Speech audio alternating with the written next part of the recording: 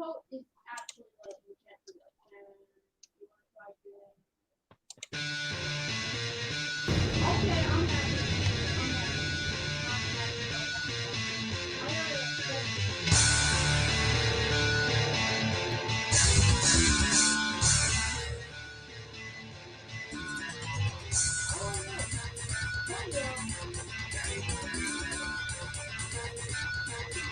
Cornerstone Creative Studios pre-release.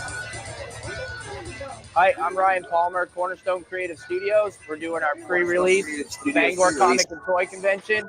We're going to be here all weekend. We're giving out business cards. We've got print for sale, and we have a preview book for the public to flip through, as well as a video we've got on display, so you can see the artwork and the shared universe that we're going to be releasing. We're super excited about it. We have a full house. Daniel Harless, our creative director. We've got Alex, that's right in here behind me. Releasing.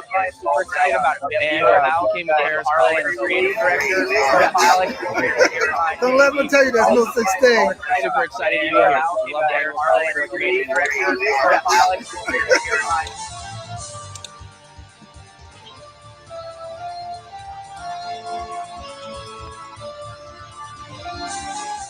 That was awesome. Cornerstone! Yeah.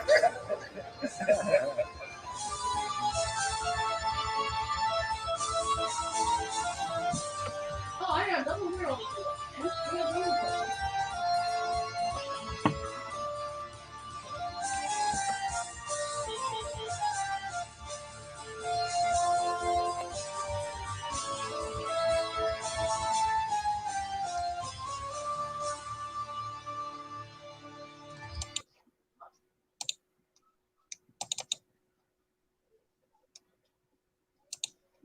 Does any of you have something funny to say?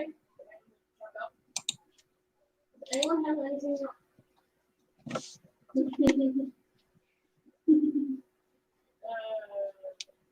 Thank you for doing that. That's good. Thank you.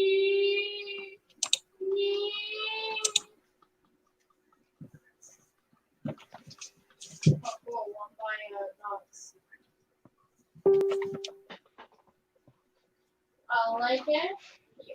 Oh, that's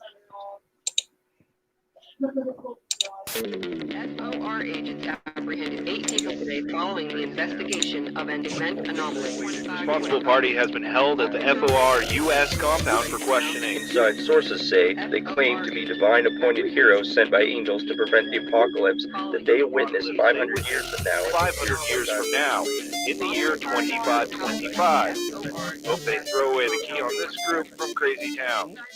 Why is there 2 player guns?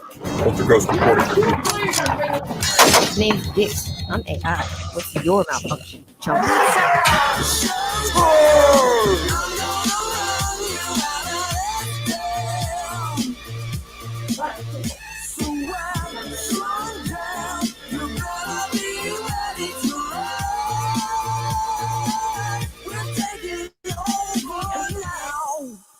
This is Ultra Ghost. I need some muscle down here. I will not fail you, Master Gigaru.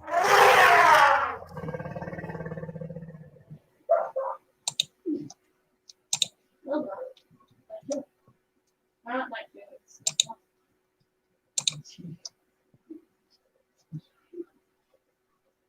Oh, ship is now flowing Blair. If I'm little. Wow, I had off the floor.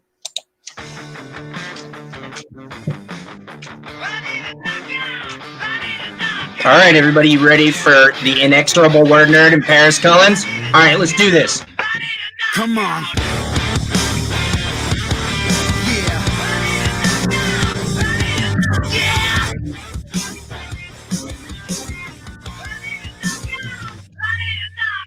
You're not a human being, you're just a piece of meat. You rule of this lion just so he could eat. Been hungry for so long, but when I hear my song, I know this ring is the only place I belong. I'm in the beginning of killing for a living. I'm breaking the hearts of innocent women. I'm tired of losing, won't get tired of winning. This time tomorrow, no sorrow, I'm grinning. Just wait till that bell rings. Blood, sweat, and tears all sting.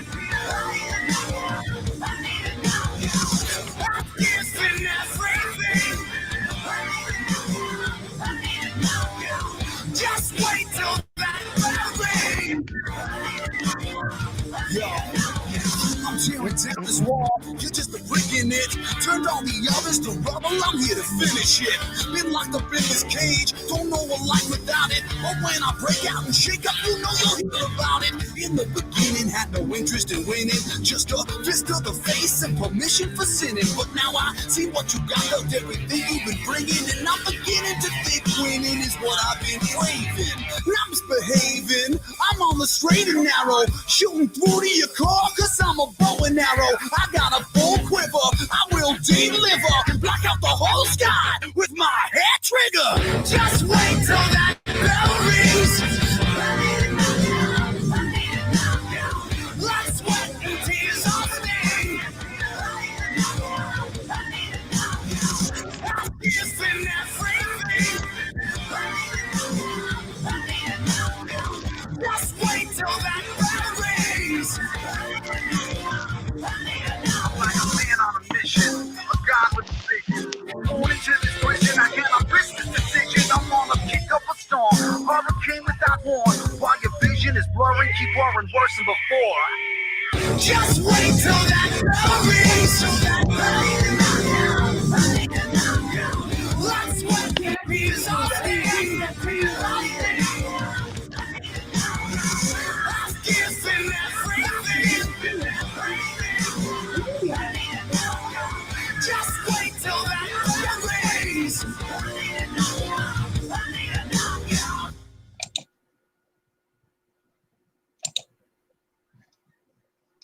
Please let me sleep. I want to sleep. Hello, everyone. Welcome to the show. I am your host, the incredible, the infallible, the sometimes irresponsible, but always inexorable Ryan WordNerd Palmer. And this evening, joining us is the man, the myth, the legend, the great Paris Cullins. Paris, how are you doing tonight? No, it's a myth. It's a legend. You know what? Kind of like an idea. It could just fade away. But right now, I'm doing good. You know? Oh, that's great to hear. I'm keeping safe distance. You know what I'm saying? Yeah. I think we all are, and that's probably for the best. I mean, this pandemic is crazy. We haven't seen anything like this since 1918, when the Spanish flu hit and decimated the human race. Like that was the last time we had a national shutdown. So it's serious business. So we definitely want to take it serious for everyone's health. So I'm with you on that. But I'm glad to hear that you guys are safe and well. You and Denise, that's fantastic, man. And it's good to see you. Good to see you. It's good to see you too, man. How long has it been? Like 4 years? Oh man, it's been like 4 years. Yeah, still looking to bang it in Bangor, man. Still looking to do it. Yeah, absolutely. I'm hoping that it's going to turn out again and turn out comics, turn out friends, play video games, eat lobster, and have a good time. Yeah, I remember. Good food. And a fruity, now the fruity beer thing, that goes back and forth. She's down for fruity beer. You're not down for fruity beer. But we both appreciate not your father's, not your daddy's root beer. What can I say? That's right. I can't do the fruity beer. You remember that after all this time. Now, see, we haven't seen each other, but we've stayed in contact, which is good. I'm glad I've been able to talk with you over the years, and I appreciate you, man. So I appreciate you too. I actually appreciate the whole thing, where you came from and everything else. And we're talking about the legend of Cornerstone.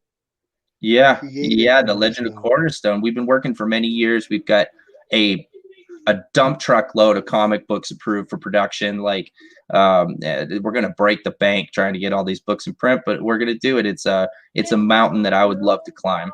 These are fantastic stories.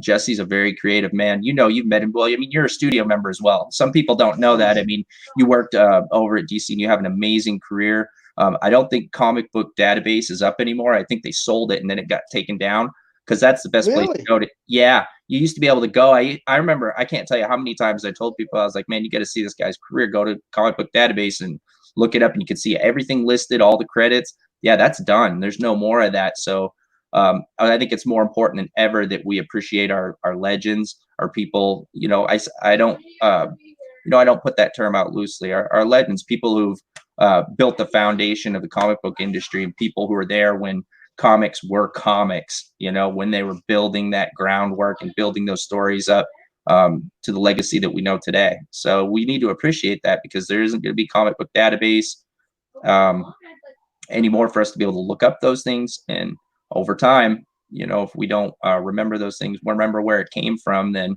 it can be forgotten, you know? Well, yeah, that's the thing. I do think that what you're saying is true, but I also think that I think that's part of what makes history more interesting now. Not so easy to find, not so easy to automatically remember, because there's so many things that's making life interesting in terms of literacy, in terms of books, in terms of new ideas, in terms of new ways to see it. You know, because between animation and TV shows and it's like when's the last time we got a free read at Harry Potter? That Stephen King himself was like giving people $1 a page. Yeah. All this kind of crazy stuff that was going on, letting people into it, and of course the amazing QVC that we were participating and buying in this idea that was fashion to buy a comic. Now you're buying a comic because somebody writes one, and and I think it's lasting longer in history. Yeah, I think that's interesting, and I love talking with you, Paris, because you always make me think. And another thing is if it's not readily available, the information, the people who are going to go forward knowing are the ones who truly care. The people who want to hunt and find that information, and who do, that knowledge is going to be just that much more valuable. I think it's important that people look at the history of it. Makes the inner nerd. It brings out that inner nerd. The nerd is the guy that wants to really know. Unless you're like personal reasons. Unless you're like me, where my inner nerd is just happens to be my outer nerd too. I just wear it. I just wear it on my sleeve. Explain that guy, the inner Ryan nerd. You turn me inside out, it's the same guy. You turn me inside out, it's the same guy, man. I wear it on my sleeve and it's inside out, all over. It's me, you know. Well, that's what I like. That's what I like about you guys. That's what I like about upstate New York. It's earnest and honest about what it participates in. You know, it wants to. I like that the Canadians cross the border to come down and buy comics and talk about them, and they're talking about it from a what's that word for it? A different perspective that allows what comes out of there to be different. You know, you know, I'm a fan of Canadian TV sometimes. It's just they're doing the same thing but different. I grew up watching Hockey Night in Canada with you know what I mean, on CHSJ, and they had like all the reruns. I used to watch Star Trek with my dad would come on. They'd had the Addams Family. Like it was just the Canadian local broadcast, because we're quite a bit north, and so we'd get some of those channels, or that we'd get that channel. Then it was one channel when I was a kid. So really? What do you think? Yeah, it was one channel that you get. Well, you know, cable was different. We didn't have cable. There was cable, but just for the basic, there was two channels, our local and their local, and so they had a lot of good programming on that one CHSJ. I don't even know if it's broadcasting anymore. CHSJ. Wow. It was like the public programming or whatever for them. But what do you think of, now you mentioned the Canadian circuit, and I know that when you're doing your convention run, you do East Coast here, and then you go north and you cross the border and go above into Canada, do the conventions on that circuit, Eastern Canada as well. Yeah. How do you like it up there? How are the shows? They're great, huh? I'm not so much I think it's the comics that are international, and people who like these things. We're all sitting in that same kind of world.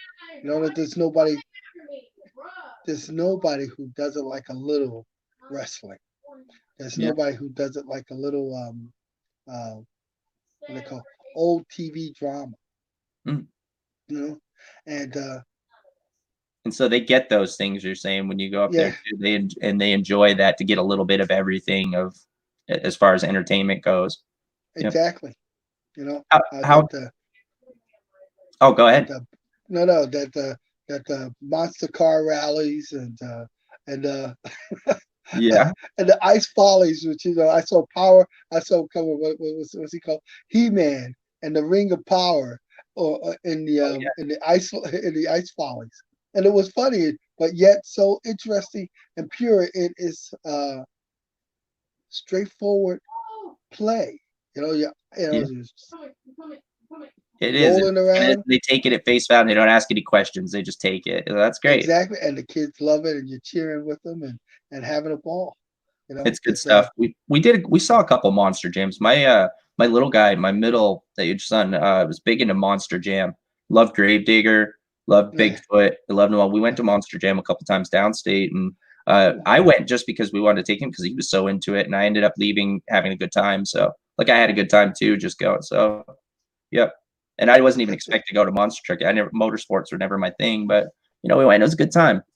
Yeah, well, that's the point. It's like it's not about it being your thing as so much as it's time to see something that somebody else makes a thing out of. It's like an adventure is something that you didn't count on. You're having. That's right. There's a difference between an adventure and a vacation. Have a good time by accident. I know exactly what you're saying. That's part of it. That's part of it. Love it. And I think that that's what we're trying to bring back. We're trying to bring back the adventure of what a comic can be, and it's not knowing everything that's going to happen. There's so much as indulging in that you decide to read and look at a picture about something that has nothing to do with the culture you always know. Something new. It's about it being something new. So.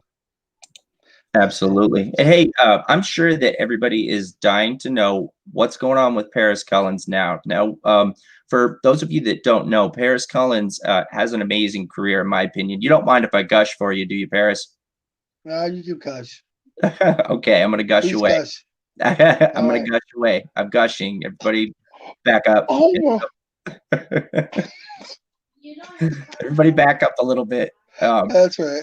And so Paris Cullins worked over at DC. In those days, it wasn't like sending an email submission.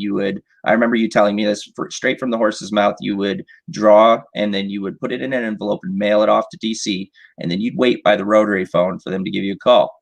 And so you were waiting for them to give you a call to give you a job, and you'd have to show up and do your handshake in person, and you'd have your portfolio of art there.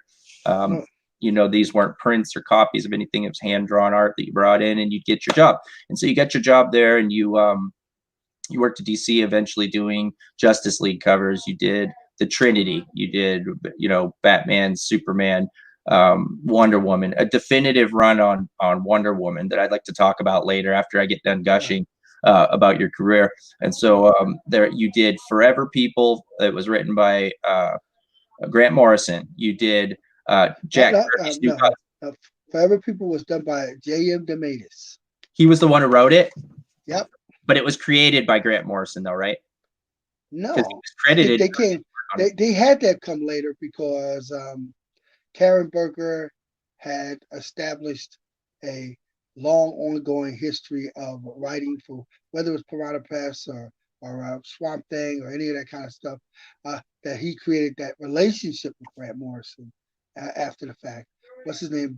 Just before all of that really got big, Alan Moore and Stephen Bissett and everybody else. There was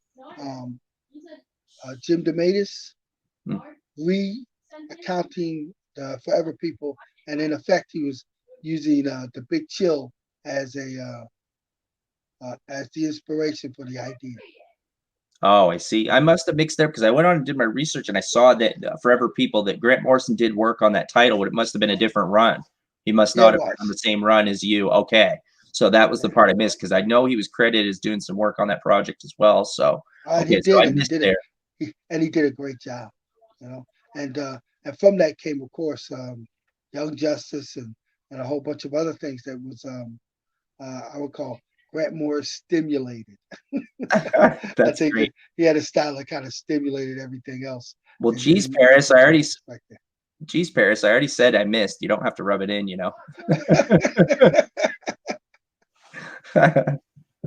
All right. I was a big fan of him. Okay. Yeah, no, he was definitely great. I mean, everybody was a big fan of him, and so you're kind of talking about Animal Man. What's that? Right? What is Animal it? Man? Oh, I don't. That must be something else that slipped through. I'm not even familiar. Animal Man? Yeah, Animal Man. Is this something I should know? You should have told me. Yes, absolutely. Animal Man is a big. No, my participation in very small.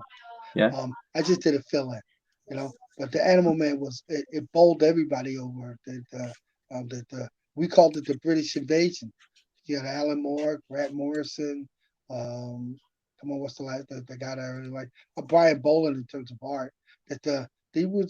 Everything was coming out, and from over there, specifically on the Karen Berger's end of what DC was making, and it was almost most original, and Animal Man was my favorite. Really? Oh, fantastic! Yeah, what is it? Alan Moore too. You worked off of scripts that Alan Moore wrote as well too. Which titles did he write that you drew? They were simple titles, but they were backups to what do you call it, Green Lantern Corps.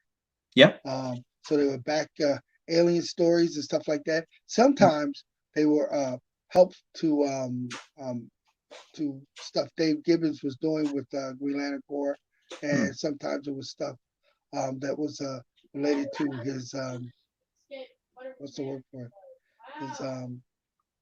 His science fiction.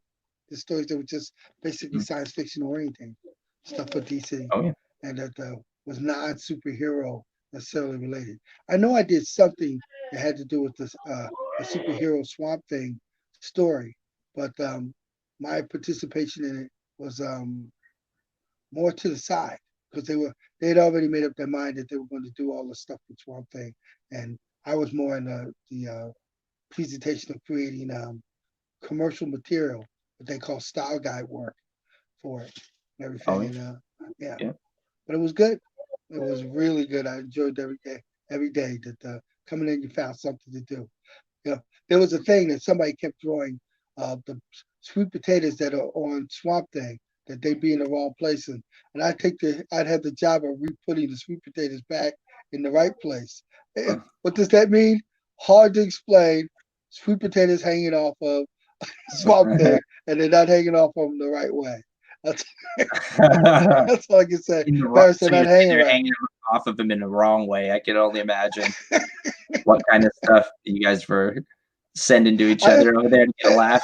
I would make me laugh all over because Alan Moore came up with a great idea about sharing, I guess what you call a sacred moment with someone, and that not so much sexuality but sensuality. The idea of sharing her senses and the way the world works. So he had to get her to eat a piece of him since he's a vegetable, and so he gave her the sweet potato, and she ate it, and the whole world changed. And it's like, wow. So is that they're going on a psychedelic trip or a cyberpsilin kind of thing, like eating a mushroom together? I don't know. Yeah. But I thought it was I found it endearing. That's the best way to put it. It stuck forevermore with me. It probably was a beautiful moment too to read that and see, kind of get into Alan Moore. And I've seen a lot of stuff from Alan Moore in interviews as well, and the way that he thinks, and it very well could have been that in a moment that not only was it a powerful moment in the comic, but a point where their perspectives had been changed by eating the sweet potato. And it may have been inspired by his experimentation with hallucinogenics, but you know what I mean, but using it in the story in that way and then taking it to another level. Yeah, it was that's interesting. And how was that reading off of his can I ask you your phone, could you move it so they could see, because you get half your there you go, because people want to see you. You're not a bad looking guy. Yeah, put it there so that people can see all of you. So move the camera down. I didn't want to interrupt you because you were on fire there for a minute, like you were spitting old school truth, and I didn't want to interrupt you and tell you to move your camera. I was like, should I tell him? I don't. It's an injustice thing to stay still, It's just is it gonna stay? See, Is it gonna stay still? That's all right. No, good. Take your time. Oh, That's all right. I'll hold it with Don't this mind. hand. There There it you go, is. sir. There you go, There sir. it is. And so, how was that working off of those scripts, though? You said when we talked on the phone a month or two ago, you mentioned that you'd had conversations with Alan Moore. You guys were friends. You talked on the phone and talked. And spoke from my home to him in England, and spoke to him from him to Dave Gibbons. You know, like Dave Gibbons was at the same time doing Green Lantern and Green Lantern Corps, and Yep. They weren't using, you know, the computer. The computer thing wasn't working as well as everything else back then. So everything was doing. They were doing the fax thing, and so I'd have to do layouts or do some breakdowns, and they send them the scratchy facts. That's what I call it. You know, the images in the scratchy fax style. And so um, either I do the breakdowns for what the cover looks like, or I would do a cover that he had broken down to have to look a certain way, and they didn't have time for him to do it himself. So it was all this back and forth, and Dave Gibbons and Alan Moore was in the middle of it, and somehow I was on the fringe. But whatever gets done, it'll kind of come through me to fix or adjust or participate in. It was a good. It was fun. A lot of fun. Oh, I bet. I mean, it's an amazing career. It's honestly, I mean, I hope I'm not making you uncomfortable by continuing to gush, but I mean, it's a career that anybody would want. I bet you it was just amazing, and probably an amazing time to work in comics. You know, with all those great writers and great creators and artists, and the times hadn't changed into what they are now. I mean, at that time, it was. I'm sure everybody was very excited about creating comics and continuing the legacy, and I think you guys did it very well over there at DC. There's a beautiful batch of comics that came out of there while you guys were there. Well, I would like to ask you about when we spoke on the phone about the Wonder Woman run that you did. You mentioned that before, and some people don't know this if you don't dig way back, that at one time Wonder Woman was drawn like a housewife wearing a Halloween costume. She had no muscle tone. She was drawn very, very straight contours and the guys were jacked. You know what I mean? They had the muscle. Right. And so when you came onto the title, you drew muscle tone because she's an Amazonian. Right. I remember you were talking about that, and I think you even mentioned, didn't they do like a journal? It was cataloged in a journal as a moment where they of squashing sexism in comics. Yeah, you know that they were always trying to find the angle upon the middle ground to get more girls interested in comics and more of an even eye for it. You know, I guess what they would call now social justice or something. I'm not exactly sure what they call that kind of thing. But I personally they were having what's the name, George Perez had just finished um, his run on doing Wonder Woman, and it didn't go where they completely wanted because it came out the box. It came out George said sent it out there. He finished the first issue, and he practically got 1 million buyers. And the second issue was not too bad, but somewhere around the third and fourth it started to die, and they're not sure what happened. They were doing it, and people were buying it, but not buying it anywhere as well as they anticipated. And at that moment, I was just finishing something with Alan Gold, and I said it under my breath. I didn't mean to sound like sarcasm or that I was trying to diss it in any way. I wasn't. But I said, I get it. I was never that interested in Wonder Woman, and I mean to say it that way, but it was true. And he said, "Why? What do you think's wrong?" I said, "Nothing's wrong. I just think that it's not playing off the emotion or the psychology that we all want out of the things we do." He says, "Well, if you want, if you come in and speak to us for a minute, I'd like to hear you." And so I was there with Dick Giordano. It was Tomatoes wasn't there at the moment, but Lynn Wing was, and Alan Gold was there, and Paul Levitz, and I think Jeanette Kahn. Hmm. And he said, well, what are you trying to say? And I said, well, we all love the Hulk, and we love the Hulk because it's the psychology of a child throwing a tantrum. That the person running, the person watching over the child, isn't as important as the child throwing the tantrum. And that's what we call righteous indignation. That he's just 3 years old being terrible three. And he's not bad, but he's not a good boy either. He's just somebody having a response to something bigger than rationalization. So that's why he's always beating the leader or somebody who spends his time trying to outthink him. That we go to the movies and there it is. He's picking up Loki and smashing them all over the place. Puny God. And it amuses us that there's no explanation, no walking or talking anyone out of what's about to happen. He's about to get his butt stomped. And there's no changing that. And he's not really wrong or right. He's just nobody wants to hear it. That's that feeling we have. And when I said to them, I said, well, there's other feelings like what is righteous indignation when we're talking about the age of reason, like the Punisher. It's the same thing. They're cops. I mean, they're not cops, they're criminals, and they did something wrong, and you want them to be paid. You want them to pay for it. A la Punisher and Batman and characters like that. You've entered this age of reason, and it's either right or wrong. That's it. And if you're wrong, you're to pay for it. And that's what we want from our heroes. That's what we wanted from ourselves in that character, that kind of character. So when you get to this other part, Wonder Woman becomes untrue because it's not the idea we have of a true feminist. Our mind, and mainly a male mind, is true. But just the same, the mind is saying that here's a person who's not taking any crap and who prepared.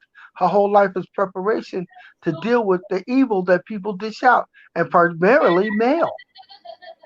And she's not going to build her body up, even though they're all from Olympia, and you see in every comic book them preparing for this ultimate fight with men. I'm not sure if it works that way. And I said, I think if you thought of her as not as a female, but as an island full of KKK members, and that they're preparing for the ultimate fight, the ultimate race war, that they'd be preparing all day, training and doing all this other kind of crazy stuff. And then the gods come along, whoever they is, the KKK god, says, I need you to save the world. And the only way you're going to save the world is convert a little of the way you're thinking and prepare for this fight that I myself wasn't ready for. You'll have to do it. One of you, my sons, must do it. And then the guy accepts the assignment, and before you know it, they're cast in the land of Harlem, and that they're to help, not kill, not beat up. Is he gonna turn around and start loving people? I don't really think so. But will he learn that there's a right and wrong, and maybe the wrong was the way you were thinking, the way I was thinking, the way thinking works? That's what I think Wonder Woman is supposed to be. And so to put it in another term, a femizon. To put it in another term, Thundra.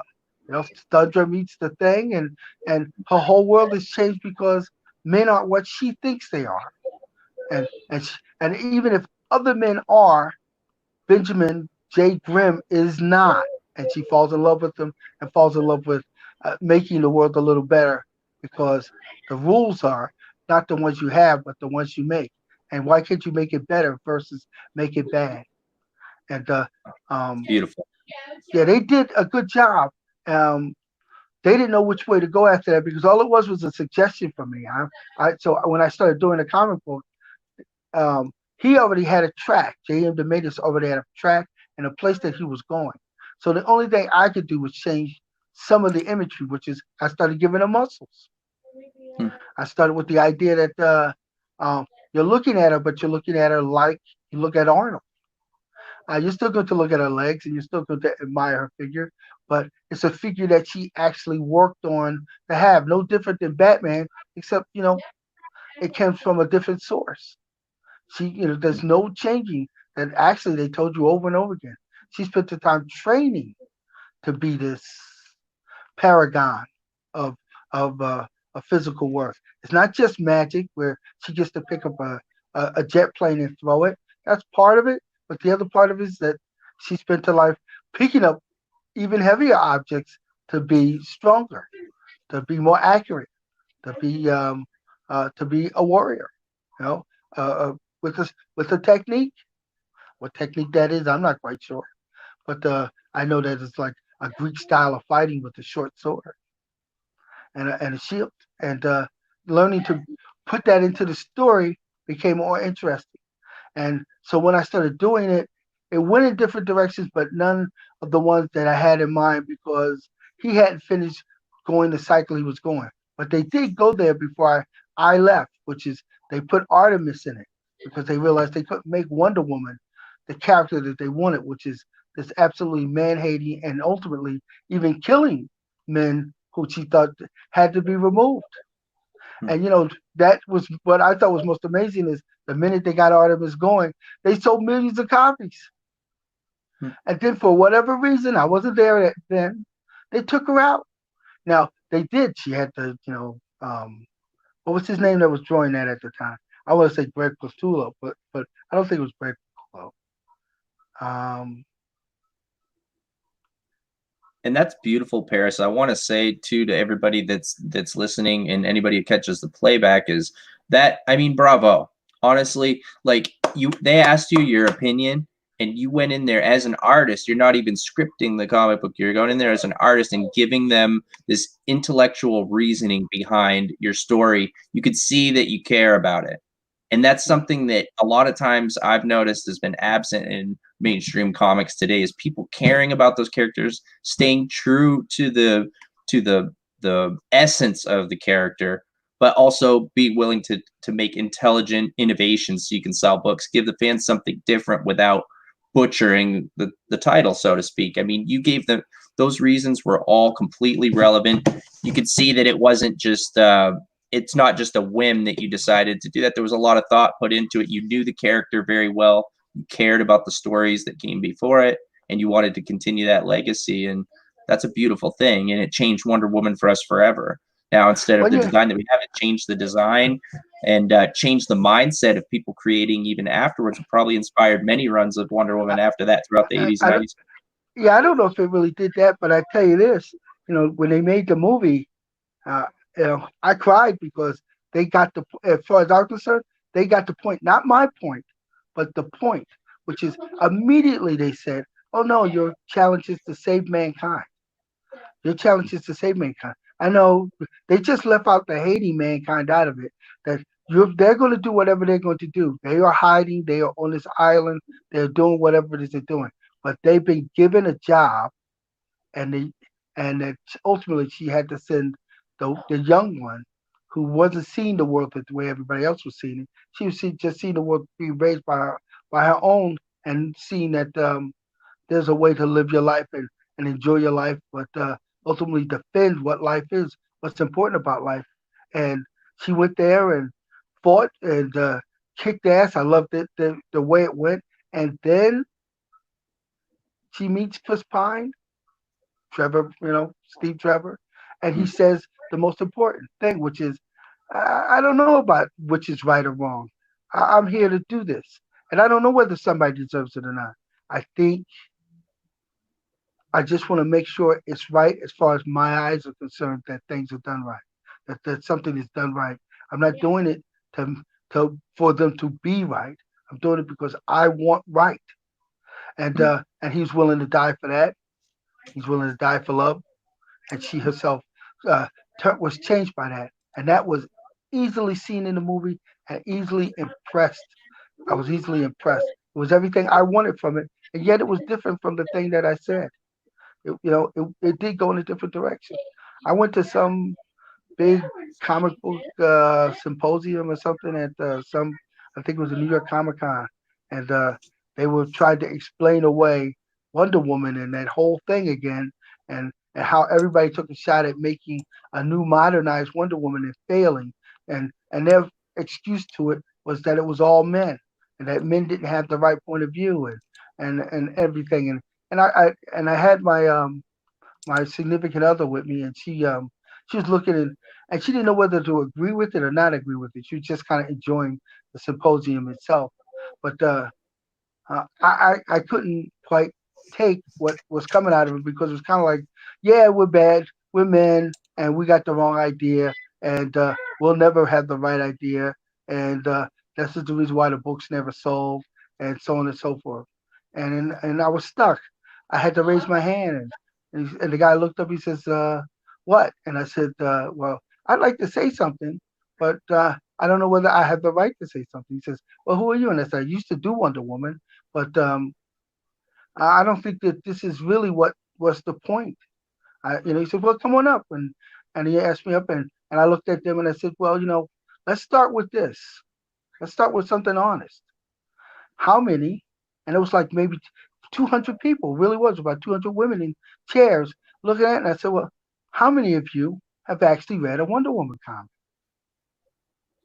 Only about 3 women raised their hand. 3 women out of 200. Yeah. I said, I no offense. I'm not offended. I didn't want to read it. Yeah. There's a piece missing. That honesty about what you want from your character was missing. And now, how do you feel about Artemis? And I got lots of hands. And it's like, well, I thought that that she was two-man hating, or I thought that the artwork was sexist, or so on and so forth. And I said, but here's the thing: all of you read that when they were fighting to make modern Wonder Woman and Wonder Woman without superpowers, but she was more like from the Avengers. What is her name? She's the female. She was the Avengers TV show. She was but she wore a white outfit and she didn't have super. She was more martial arts and super brilliance. That they were coming at it from every angle that they could conceive, but not hate. I said, but now you're finding yourself, you're liking it. I said, what's the one TV show we all watch? I guarantee you, I'm going to say it, and you're going to all shake your head yes. I said, Xena, Warrior Princess. Lucy Lawless is perfect. She doesn't apologize for not liking something. She doesn't apologize for liking something. She doesn't apologize for her sexuality or her lack of. Whatever she is she is, and it's all right. It's all more than all right. It's what we want from a hero. I think that's the problem with that was a great series too. I'm with you on that. I used to watch. They had a block. They had that, and it was Kevin Sorbo as Hercules. Right. When I was a teenager, and I'd get home after school, and me and my brother would come in, and we'd grab something to chew on, and we'd be there just in time to catch that 2-hour block of those 2 shows back to back. Right. I love that. I love fantasy. And I'm not exactly sure, but back then I didn't know where they were making this show, but I know it wasn't in America. In all truth, it felt Canadian to me, and I don't know what that means. But it was from the show was in Greenland, made in Greenland and the Netherlands, and that it seemed a little bit Canadian, and you were okay with it. Is that what you're saying? Not more than okay with it. I liked it. I liked that there was another point of view being put in something, that it wasn't like watching an episode of Baywatch, or it wasn't like watching an episode of I don't know, FBI or what's that one with the guy who came from he was the Phoenix and he had blonde hair or something, and it was all these kind of weird trippy kung fu movies like the one with the guy that Quantum Leap. They would do all these shows where somehow he's wandering through time and space, no matter what, for some reason, some way, and meeting people. Living their lives. I remember that show. Yeah. Whereas the Journeys of Hercules was good, and to offset that was Xena, Warrior Princess. But even the intermiddle offsetting was Jack of Hearts.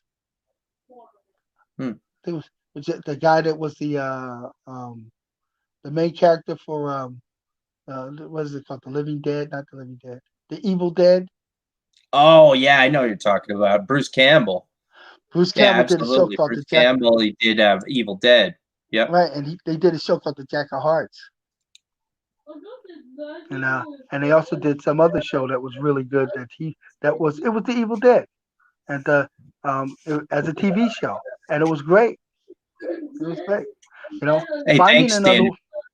What? Oh, I was gonna say, hey Dan, thanks for that. Appreciate you coming in here, man. I love you guys. And if for those of you that don't know, Dan works with us over at Cornerstone Creative Studios. He's our writing lead, and he's a professional writer. And he's one of the guys that made the decision to bring me in when I had my submission process. I had a 3-part submission process with Jesse and Daniel Horowitz. So ultimately, they were the guys that made the decision to bring me in as a writer.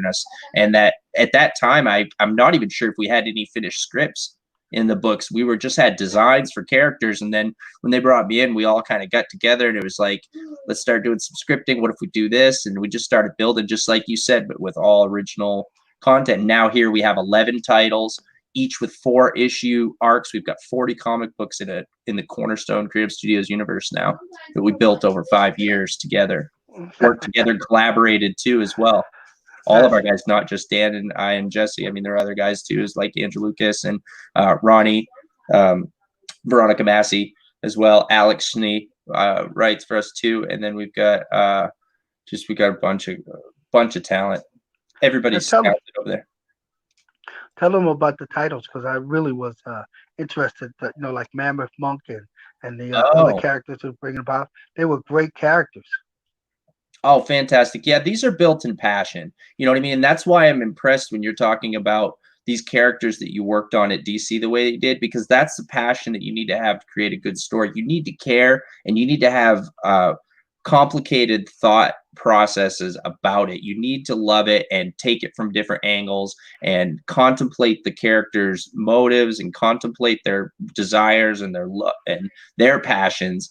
And then express those through your own story. You know what I mean? Take that and make a story from it rather than, and I mean, a lot of times today we get lazy writing. We get people who get into a position and they don't care about the characters and they're writing them and they want to be a rock star, but they don't want to put the time in and they don't want to put the effort in to make it great. And so the book sales don't reflect the greatness of the character and the legacy. And it's very sad, but we don't have that problem over at Cornerstone. All of our guys love comics. You love comics.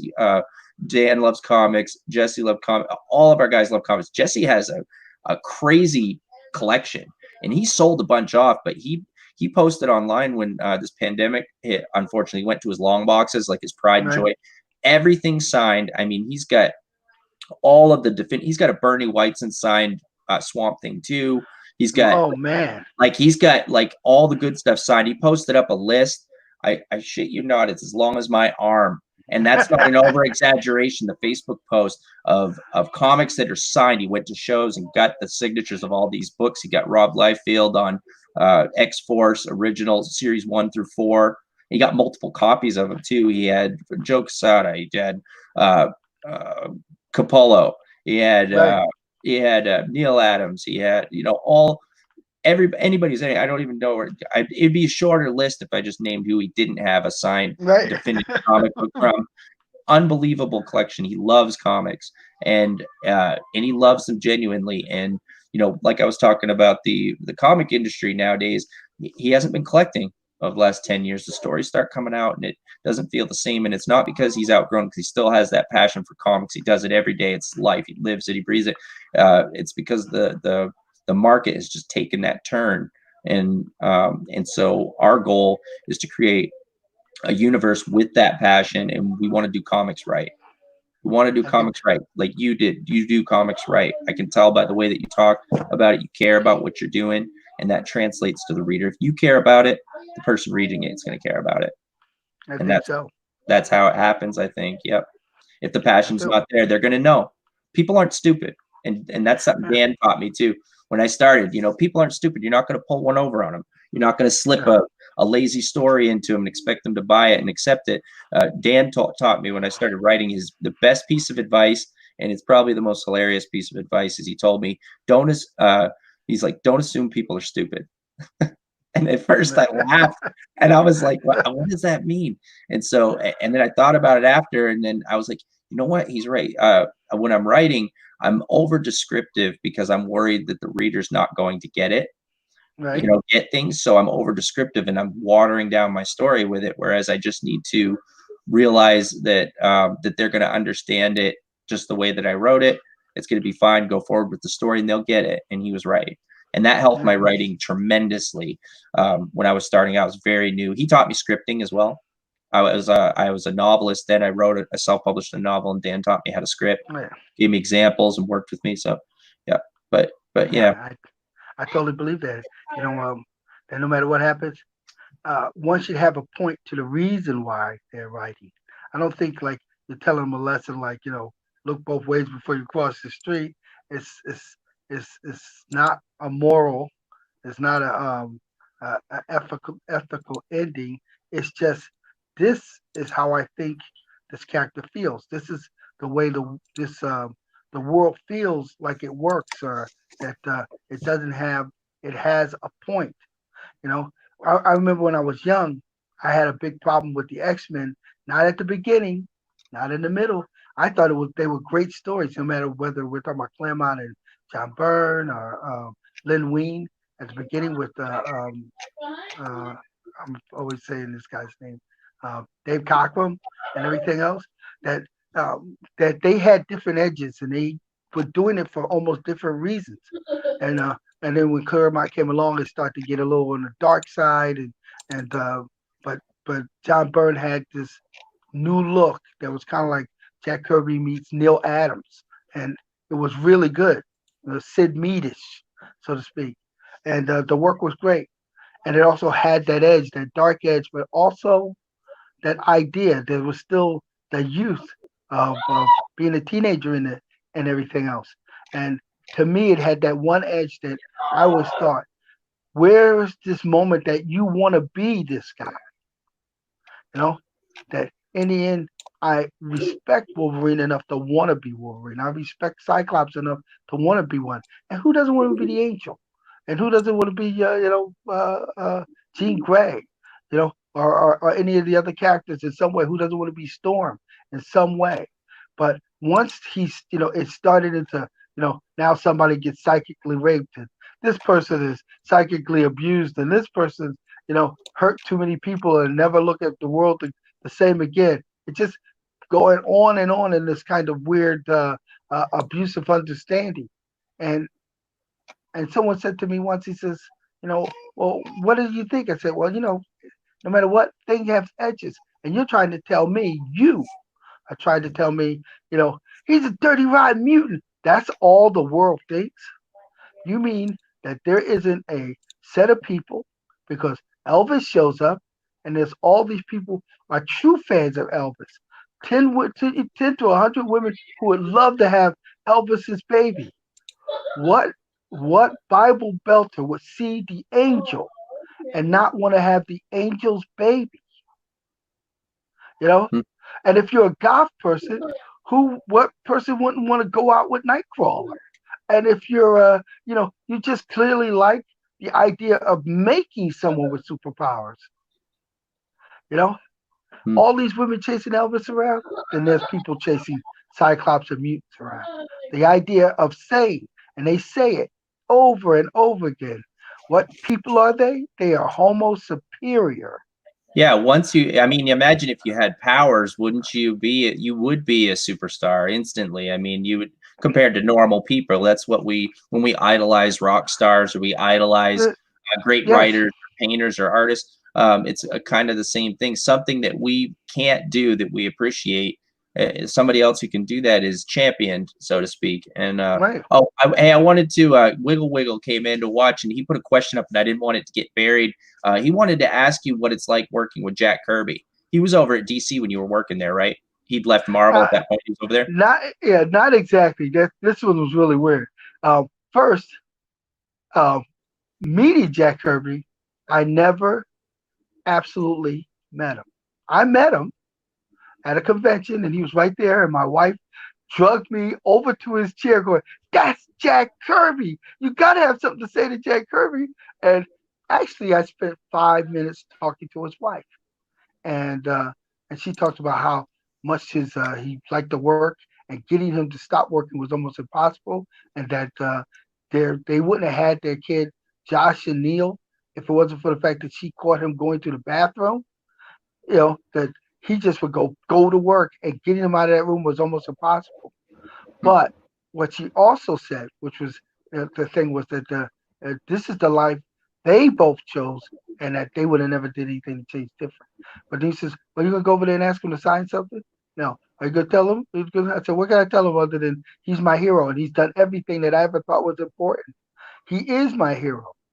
And he doesn't need to be told that for the fourth millionth time.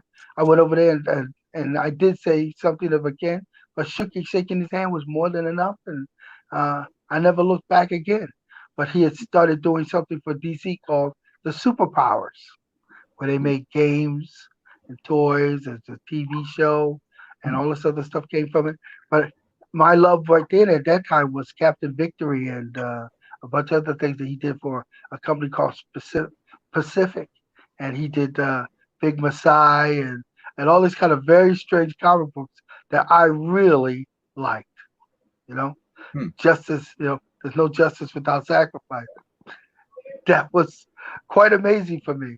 That his was another form. He walked away from his New Gods Fourth World thing and came up with something completely different, as always Jack Kirby will. So he never let me down once. Yes, no, he's absolutely one of the greats, and everybody knows it. And although you said that you, yeah, it is, and thank you so much for asking that question, Wiggle Wiggle, and I appreciate you being in here too. Now he's mentioning people who have a history in comics that you may have met while you're working at DC, and although you said that you met Jack Kirby, but you may not have had a close relationship with him, there was somebody else who is significant that you did. What about this big story? This story, well, I think it's a big story, but this story you tell me about Steve Ditko and the McDonald's. I still remember that. You told me that the first year we met, we were talking on the phone after the convention. You told me about talking with Steve Ditko. Go ahead, let it rip and tell who's he created the image for Spider-Man. He's the one who created Jack Kirby. Yeah, Jack Kirby had created the idea for Spider-Man, and Ditko finished it, and it went from there. Ditko always was one way or the other a second conscience to what he thought comics were about, and he went off to make comic books, obviously for Charlton. And somewhere in my early youth, my mother had bought me a giant pile of comics from a garage sale, and gave it to me for Christmas.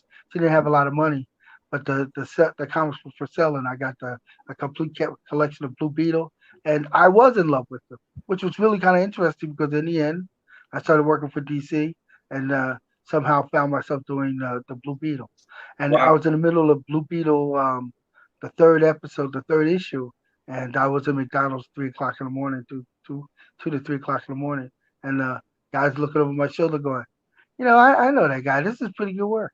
And I said, yeah. And I looked up, and I knew I was looking at Steve Ditko because he looked just like his drawings. He had the round glasses and the oval head and the slight hair on it and that look on his face. And he said, I said, really? And he said, yeah, he liked it. And so he sat down with me and we talked about comics and talked about working for them and what it's like. And that went on till maybe about 7 in the morning.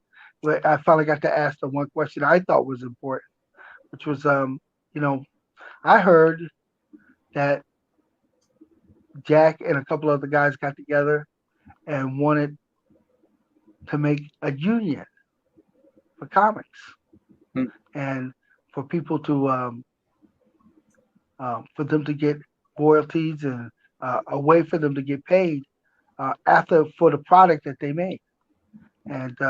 And someone told me, you put a stop to it. You walked in and told them that making comics is a blue-collar job, and that and that's all there is, and that you should be working for that and be happy to do that. Your job is to make up characters, and you shouldn't be being paid forevermore by the character. And I said, you really thought that? He did do it, and they did close down, and they did leave, whatnot. But And the afterthought, he did have an afterthought. He said, well, in truth, who knew? And I said to him, Bob Kane. Bob Kane knew. He created this character and he didn't want to be cheated. He wanted some recognition and something on the contract saying, if you make a T-shirt out of this character, I want a nickel out of it. I want to be paid for the fact that you're making T-shirts, and that and you wouldn't be making that T-shirt if it wasn't for the character. He was smart enough to do that, but they had arrangements the way they did, and everybody else didn't exactly get that. And I think that that moment or that thought process is that it's a blue collar job, and that you deserve a little more from that. Got a little lost. Recently you mentioned Bob Kane. Recently they credited Bill Finger with his with the visual creation of Batman, and they gave him and Bob Kane co-created something that Bob fought his entire life for, to keep the 100% rights, and they credited him. Warner Brothers did, or DC credited Bill Finger with the visual side of Batman, with co-creator. So they gave that to him. But the thing is, you got to wonder, Bob Kane was, you know what I mean? He had the legal representation and took control of the character and did so his entire life. When Bill Finger wasn't, he was long gone before he was ever credited as co-creator. He went his whole life never being credited for the visual side of it. So yeah, I'm going to sound a little twisted. This is going to sound just a little twisted. I agree in the sentiment of most of it.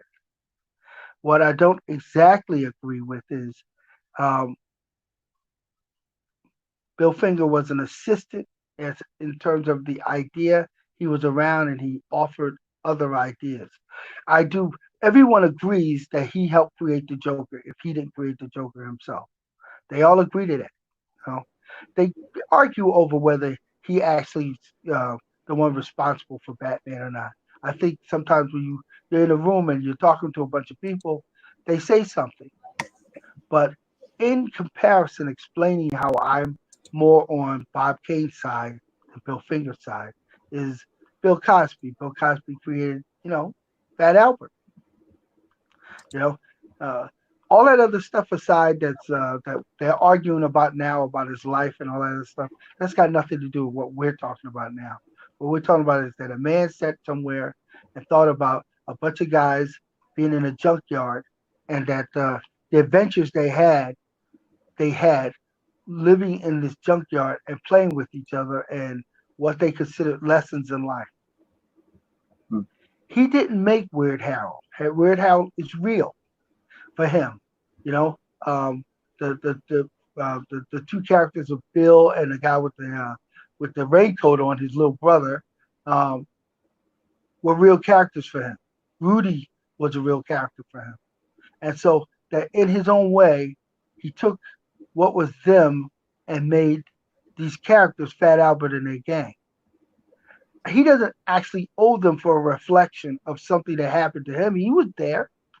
He was there too.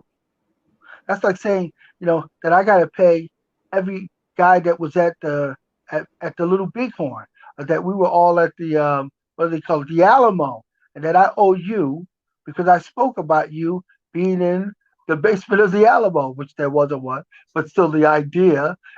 You were there, I was there, and I told you, and I told the world about it. Even if it wasn't true, this was the inspiration. I don't think you owe people for the inspiration because they would have never done it, the other way around. It would have never happened. That I think that maybe without Bill Kane, what you're saying was without Bob Kane taking control of that project over the weekend and coming up with the first step and creating what Batman is, that there would have never been that step after. And right. It's as an artist. Right. It's a bunch of guys in a room and we talk. And you can tell me all day about Mammoth Monk. But in the end, you helped create Mammoth Monk. In the end, you and that artist created Mammoth Monk. At best, if you got up one morning and just drew Mammoth Monk because it was the best you could do, and that's what turned out. I mean, in the end, isn't that Dr. Zeus Cat in the Hat? He didn't find the best artist he could. he said it. He said, "This is the way I draw," and it wasn't going to look like anything else because this is the best I could do, and this is it. And this is Cat in the Hat, and this is my inspiration. And I've been inspired by many things, but this is the result of what it is I did.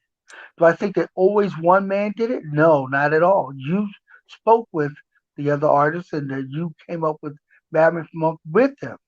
You know, I didn't make the Blue Devil. I helped make the Blue Devil. He already existed for Gary Cohn. Did somebody said, well, he wants to make this comic book and see what you can do. And I made it in many different ways. But in the end, when they chose, was pretty much mostly what Gary Cohn had already produced. I was being paid as a creator because everything else beside the Blue Devil's look was up for grabs.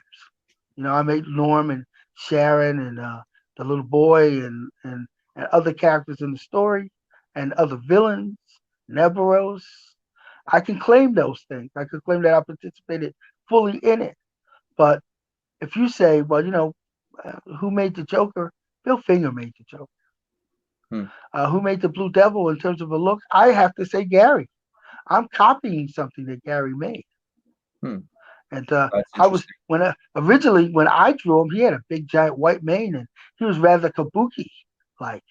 And Lynn Wein said, no, he's simple. It's a costume that has parts. And you know, it's not like that a true horror story. It's like an affectation. And you gotta like him. And you should really like him. Now, I don't necessarily agree to all that part, but I agree that Lynn knew what he wanted, and he wanted a happy character. He didn't want it to be dark. He didn't want it to go into strange places where he was unhappy with his life. He wanted that all kinds of weird things are happening, but ultimately he is happy with his life. And that's what contributed to making the Blue Devil with Gary Cohn. And it's absolutely with Gary Cohn and not all by anything that I came up with in specific. And you guys are still good friends to this day. You guys. Oh, beyond that, we're making a new thing now called the New Devil, and awesome. Yeah, we went on to make it because they were kept every time they kept trying to remake it or bring it back up, they kept trying to make a dark story out of it. So he didn't sell his soul. I know you think he did, but that's not what that story's about. It's not that Catholic, you know. It's got people from other planets and people from dimensional walls and all kinds of happenstance. It is, you know, someone who's turned it in his own way into a weirdness magnet, and that's the whole idea. Is that the weirdness prevails. It wasn't. It's more like the serious side of Ambush Bug's idea. You know, things will happen, and this is our response to it. You know, and I like that. I did. I liked it a lot. That's a fantastic story and great insight, man. And I wanted to, before we got too far, buried it. You were talking about drawing Mammoth Monk, and I still have this here. I've got the original. Can you see on the screen? Oh, yeah, I can. You can. Okay, and so that was fun. That was a lot of fun. That show that we showed at the beginning, when we were there, you drew this and surprised me with it, and I was so excited to see it. And we're gonna keep it, Paris. I remember when we talked. It's got your signature. I brought it in close so people could see right there. I've got the original. I hid it away though. I didn't want to whip out the original. I keep that safe. I cherish this image in my collection that is packed up so tight that it will never see light of day. I think I've got that safe. And so, we're going to use it. I remember when you did it though, I remember looking at it and thinking, that's not Mammoth Monk. What am I going to do? And I was like, he did this beautiful thing, and it's such a cool vision. What am I going to do? I was like, well, he has it, and I was very new. You know what I mean? This is a beautiful design. So eventually, we're going to use it, and I'm going to have Joe take this. This is the model we're going to use for Master Gigaru. So Mammoth Monk's Master, and we're going to use this right here as the model for it. So this is your design is going to live on through Hayward Saints 8. It is. We're going to take it and use it. I love it. beautiful. And then you can see in the back, you got power block here. And then I showed that to Jesse, and he didn't approve the design, but you know, whatever it is, he's very specific about his babies, how he wants them done. You know what I mean? So, but it was very cool, and it's and I'm so happy to have that piece, Paris. Thank you. And in addition to that, oh, it's cool, man. Thank you so much. You inspire me. And so, and then over the years, you know, I started scripting, and I needed to learn how to draw. And so, when I started at the studio, this is my first ever drawing of Mammoth Monk. Okay. I remember that. I remember. I was writing, and this is essentially stick figures. Like, this was my first one, and I started with this, and this is what we had to go with. Okay. And I didn't really like the pupils, the way they looked. It kind of made them look strange to me. Maybe it's fine, but for some reason I just never liked them. And I was very inspired by Teenage Mutant Ninja Turtles originally, where they didn't have the pupils. And so that was my first attempt. And then we've got my second here, Mammoth Monk, and there's September 21st, 2015, when I remember that. when I copyrighted. And so I got a little better, but she's still pretty rough. I do like the way the trunk came out there, but in the fingers, it's not terrible. But yeah, you could see we did this here. This was about the same time. This might have even been before that last one that I showed, but it might have been after. But we got an image like this. And you kept giving me pointers, and the big one was using references to get anatomy right. And I worked with Joe on that as well, and told him, hey, Paris gave me this list of things that I'm doing wrong. What can we do about it? He's busy. Can you spend some time with me and help me get this stuff straightened out? So next time when I go, I can impress him, you know, with something, show him a little something, you know? And so we did those images. What else did I get? Where was the one after? Okay.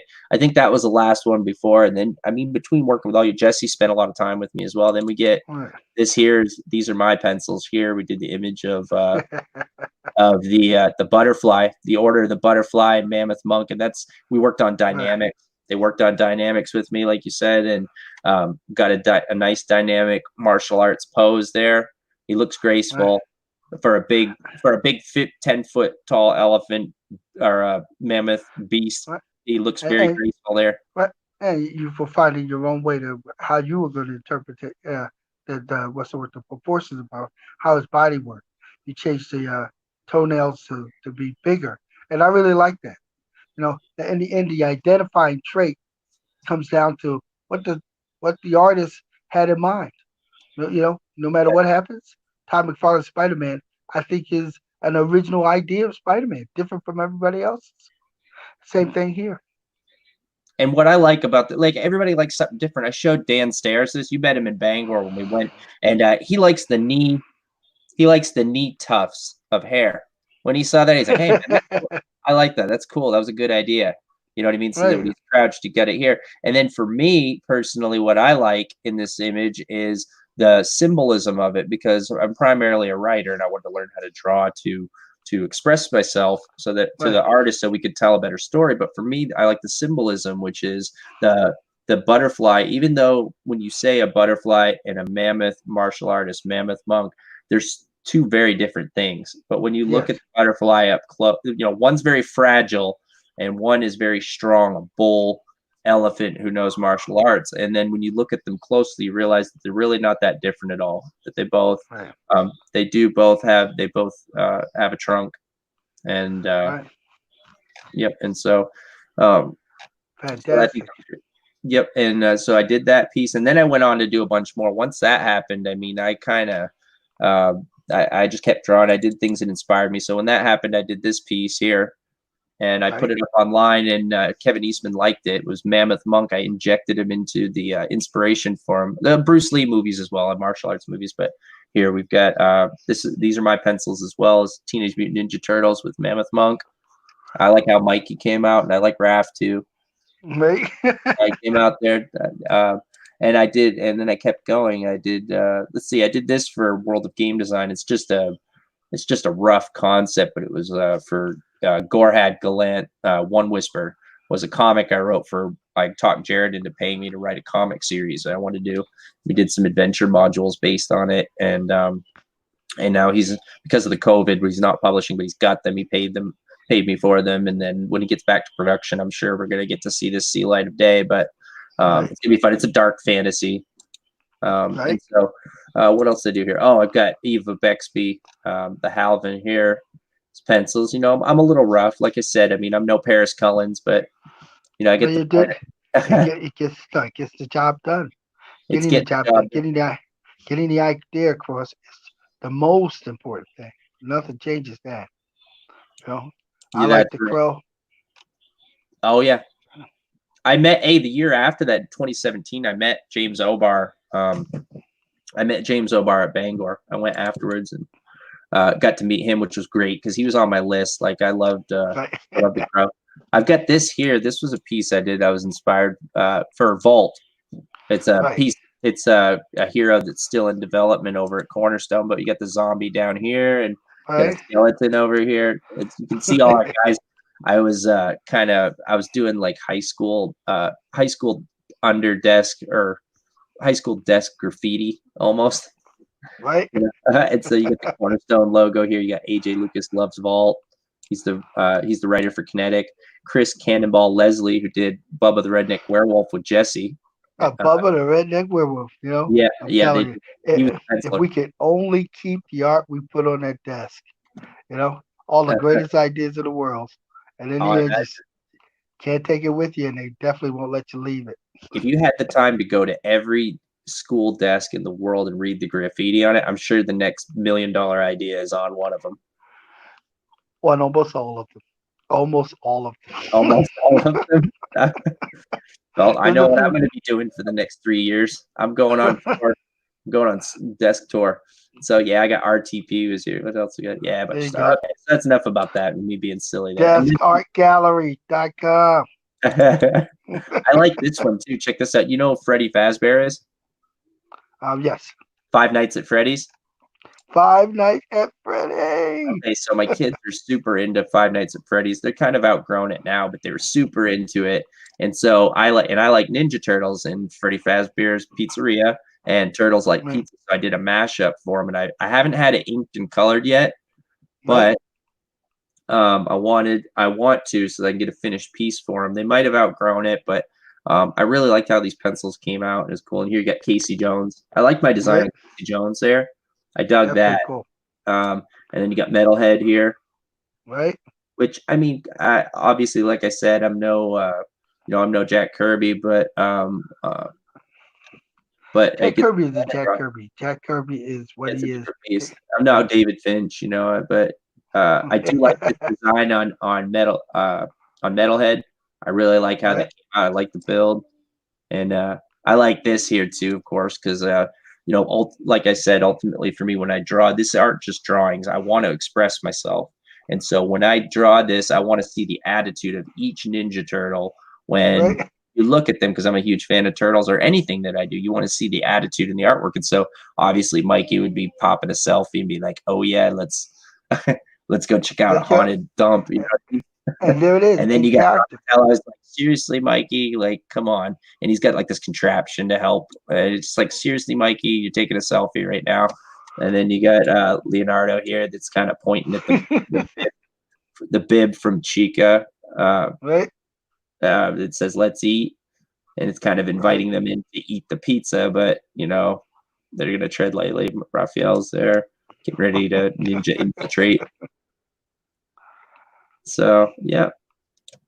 So I'm going to get that done up anyway. I still have it. I don't even have the original paper anymore. I lost it by travels, but I've got this high-res pencil. I'm going to get it inked and get some colors on it. I did this recently here for Ethan Van Sciver, Cyber Frog, and Salamandroid. And so I did this here, and I took inspiration from him. He's very talented, and the things that he's persevered and overcome in his life. I wanted to have this here because he likes rap like I do, and I thought it was interesting to do it. So you should have checked yourself before you wrecked yourself.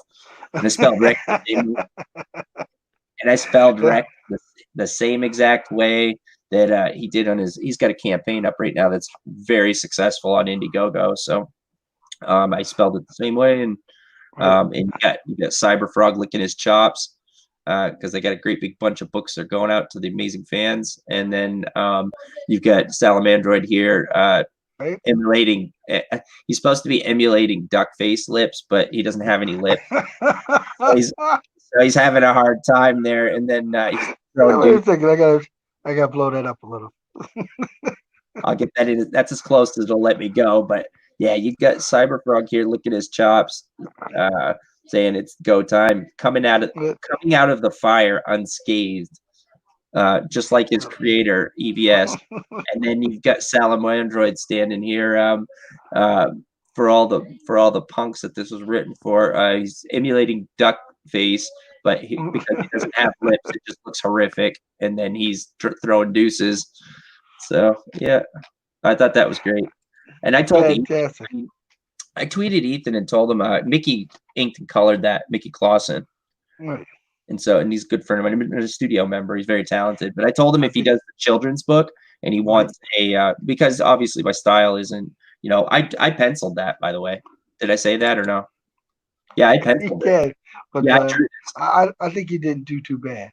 Thank you. And Mickey definitely shined it up quite a bit. I mean, my pencils are pretty loose, and he cleaned them up in the ink stage and added some more detail in and helped me out. And then his colors are fantastic. So I think he nailed it on that. But we want to be obviously it's nowhere near the detail of the sketch cards that he has for his book series, but he wants to do a children's book. And whenever he does that, that's going to be in a different style. And I'm interested in contributing with a sketch card or something if he wants to use it. I just want to contribute. I don't want to be a part of it because someone inspires me. If I can do something to inspire somebody else, and it's fun. I like making artwork, And so, yep. Fantastic. That's enough about me gushing about. So where do you see yourself in? Where do you see yourself in the next 3 years? Where do I see myself in the next? Yeah. In the next 3 years, hopefully, I would like to have this series done and in the bag. I'd like to have Hayward Saints 8 series right here. I want to have this in the bag. So I got 4 issues written for this, a 4-issue origin arc. And following the Hayward Saints 8, this is a post-apocalyptic story about guardian angels who recruit the greatest heroes in the year 2525. They want to prevent the apocalypse, but they fail. And so the angels use their powers to send them back in time and give them a chance for a redo. And upon arrival, the government, Federal Offensive Responders, U.S. Division, intercepts them and then does something unexpected, enlists them and gives them jobs. And so, so the idea of the story is that, it plays to my strengths because they all represent a part of popular culture that I love. But in addition to that being the premise of the story, it's a way to experience this story from the perspective of outsiders and from their perspective, and then we're watching it as people experiencing it, normal people experiencing it. So I wrote it from that perspective with the narrative where they're talking about what happened to them, and there's a lot of pieces of the story that are not thrown in your face. It's you're seeing what's happening now, and there's a lot of backstory that's being revealed as they're interacting with each other, things that you don't necessarily know because they're things that have happened to them in this other time period. And so you get glimpses of it here and there, leading up to future stories where you get to see the entire backstory. It's something that I'm saving for something special for the fans. And so once we get through the series, we're going to go back and show some of that. But each character's developed and has their own backstory. They all have their own arch nemesis. We did a lot of work, and we did a lot of work in the write-ups to build this and make something great, and it came together beautifully. This is going to be a great series, and so we want to do the first 2 books in a single graphic, and I want to do the second 2 books in a second graphic, and then we'll do an omnibus with all 4 issues after that. We'll crowdfund that. I want to crowdfund all of it, and I talked with you. You've done a very nice job of acting interested in what I said because I know we've already talked about all this together. And I wanted to let everybody know that we have a surprise that we wanted to reveal this evening. Paris has been such an inspiration to me. And while I'm building with all this content and going into this next crowdfund, it's going to be my second crowdfund attempt at Indiegogo. I failed to reach goal on Kickstarter. But when we go to Indiegogo, we're ready. We want to get this published. I want Paris to be a part of it, because he's very talented. Yes, sir. And I'm in, right? But the thing I'm impressed by is the idea that an original you is coming out of it. So, people look and I'm going to say it over and over again. I said it before we start this conversation. Nobody knows where the next Ninja Turtle is coming from. Nobody knows what the next Crow, the next the Elementals, Mage. That the best comic is the one that we sincerely spend our time trying to do, and not worrying about. I would never say that somebody wouldn't want to draw better or wouldn't want to do something better, but the sincerity of making sure that it happens and the intensity and your passion wrapped around making it happen is far more important than something was drawn perfect. I like those characters that you're drawing. Like an evil Ernie was a great character. Sour Milk and Cheese is a great comic book. I'm not impressed by the 27th person drawing Spider-Man. That's all well and good, but Steve Ditko made Spider-Man, and all the other stuff was great. John Romita Jr. There's going to be nobody who draws better than them, but at the same time, they didn't make Spider-Man. Steve Ditko did, and I don't know. Eastman and Laird made Ninja Turtles, and Yosaji Jimbo was made by that guy, and what's his name? Dave Sims did Serapis. It's not about it being drawn perfect. It's about finishing it up what you had in mind. And lots of books I love, and I happen to love that Mammoth guy that you did. And, thanks, Paris. Yeah, we do get a lot of hits on him visually, but all of the characters are developed and a lot of fun. You're going to love all of their powers. Right. And how they are, and all of their personalities developed, and the struggles that they have to go through. They each have their own major conflict, major villains, and throughout the story, we're able to make it come together. I've had someone recently, suggest doing a group title is a bad idea because it's hard to do unless you are skilled and able to make all of them come together and make all of the characters meaningful. And I feel that I've been able to do that. I love these characters. I think you have. And I think that the interest of things is how it collides over and over again with what it is we want. Nobody, the first issue of the Fantastic Four and the second one wasn't the greatest in the world, but what it did was it tied in that we were going to look at it and want to see it, and that Spider-Man runs into the Avengers and decides that he doesn't want to join the group was a great story.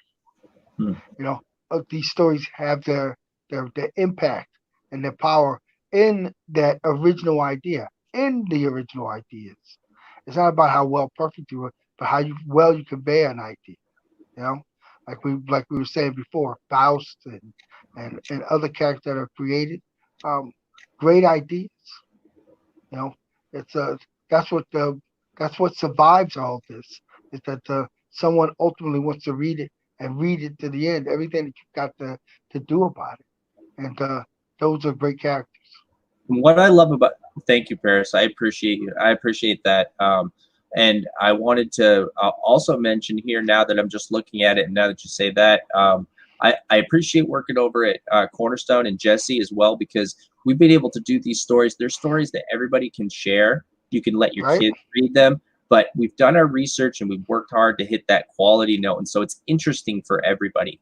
And it's hard to do that with today it seems like it's hard to do that without shock value or else these. And I'm not saying those things don't have their place or selling sex or these other things. I mean, that the characters are very nice looking. You know what I mean? But ultimately, the stories are interesting because the stories are good in the way they are written. And here's an excerpt from the book. That's from the second issue. It's going to be the issue that we're doing, Paris, is going to be a double issue. This is the second half of the featuring Mammoth Monk, but this is from that an inspirational book about fear. And then you got Meteor Marley here versus Muscle Mite. So we got that. I love that one. I love that one. And we got this here, Art Gutierrez, who did this Cure of the Nexus. It's beautifully done. And I wrote all of this here. All four of these titles that are in this book, I wrote these. But Rick Bonilla did the pencils and inks for this, and it was colored by Wade Webb. And this is beautiful. I remember this scene, how I wanted, and they nailed it perfectly, where even though it's broad daylight. He's getting ready to face the dragon, and the dragon still comes in shadow because he's shadowed by the glare of the sun. And so you get this monstrous silhouette, even though it's high noon in the middle of the day, where he has to fight this monster. And it kind of foreshadowing into this story here where they're back and forth conversing. I'd like to read it because this beginning is a little bit wordy because they have quite a what do you call it, an exchange, because ultimately they're having a battle of wits before they go to fight, and that has been done before. But the dragon makes a great point, which I really love, is where he says, where is it? Oh, right here. Hush your ignorant tongue. You speak of honor and duty, but we both know that this is combat, that this is much more intimate than general heroism. You wish to best me, human, as I you. Let's not hide that beautiful notion behind the whims of selfish gods or a misplaced duty to them.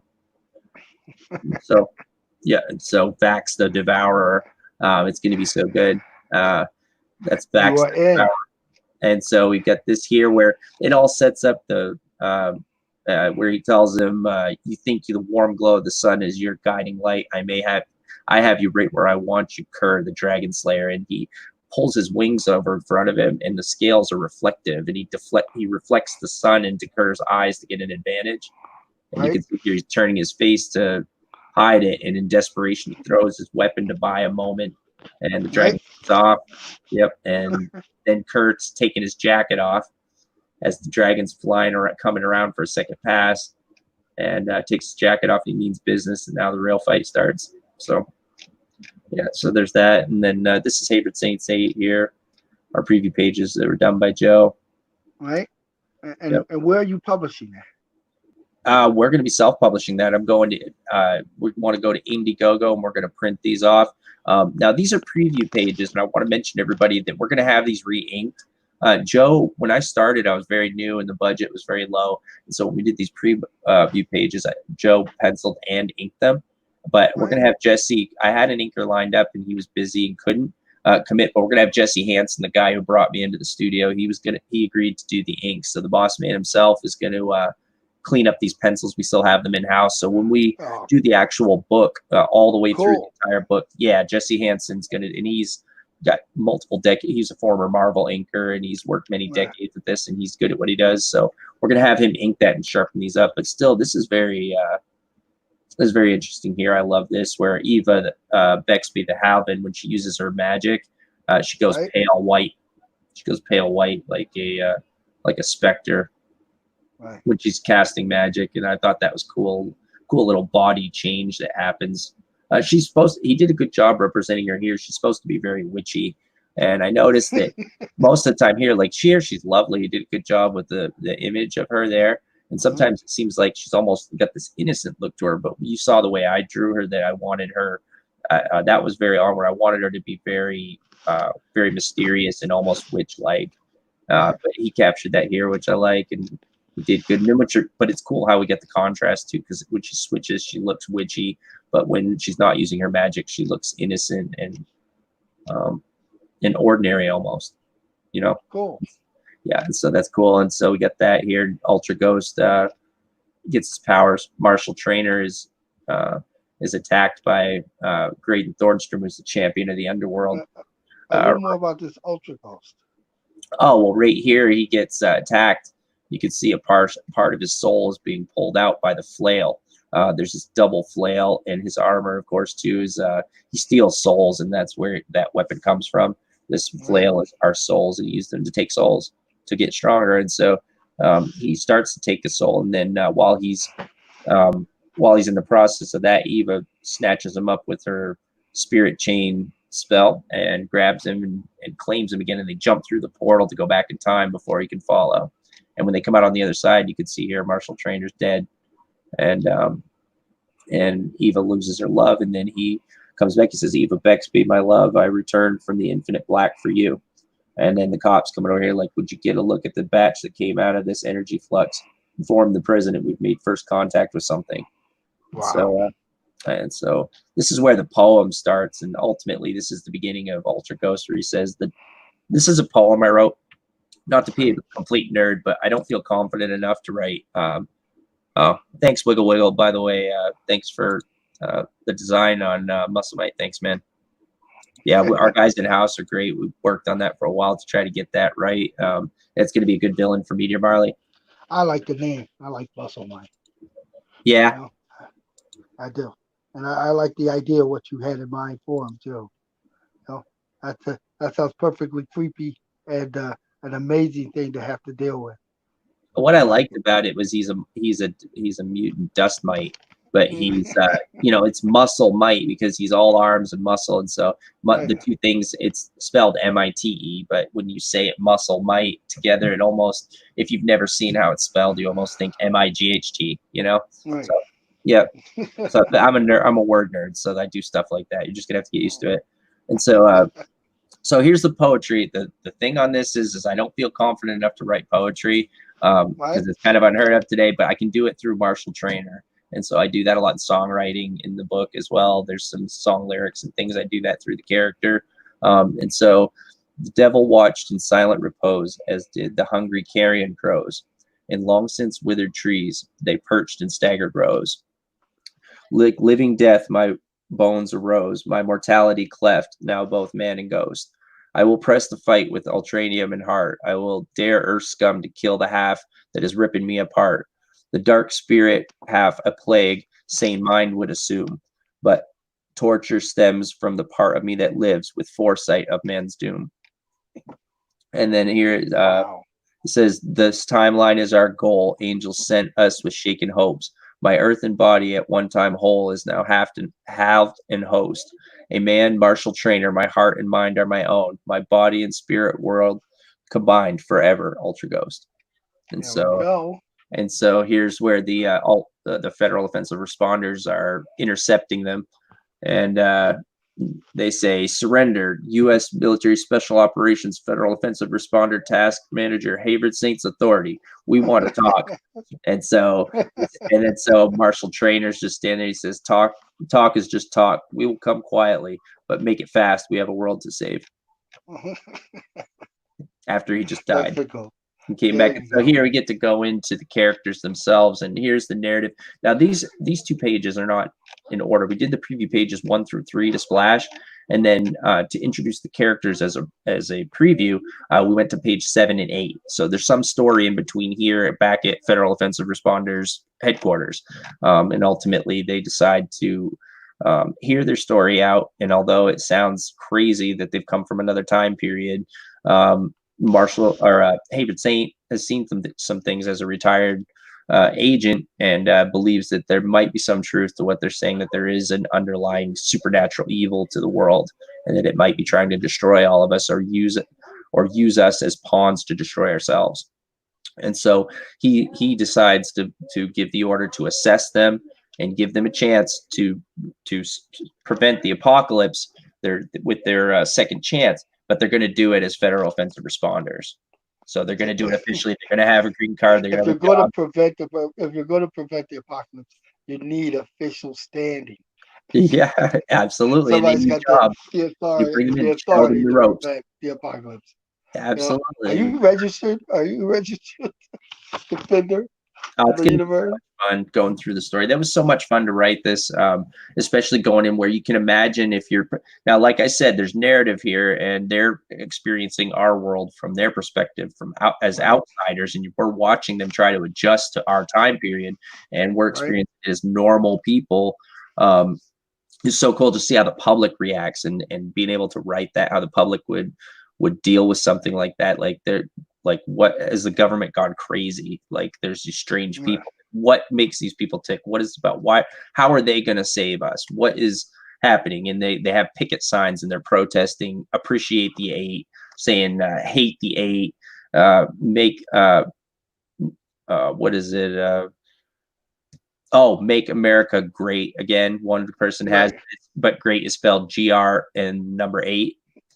Right. So they get to do some cool little things with the public, because there's all different types of public. I wanted every perspective in the picket line, everybody's possible everybody, and in parts of the story too as well. Like in issue 2. I don't want to spoil it too much though. That's kind of giving away. It's hard because I don't want to give. I want to give people something to chew on.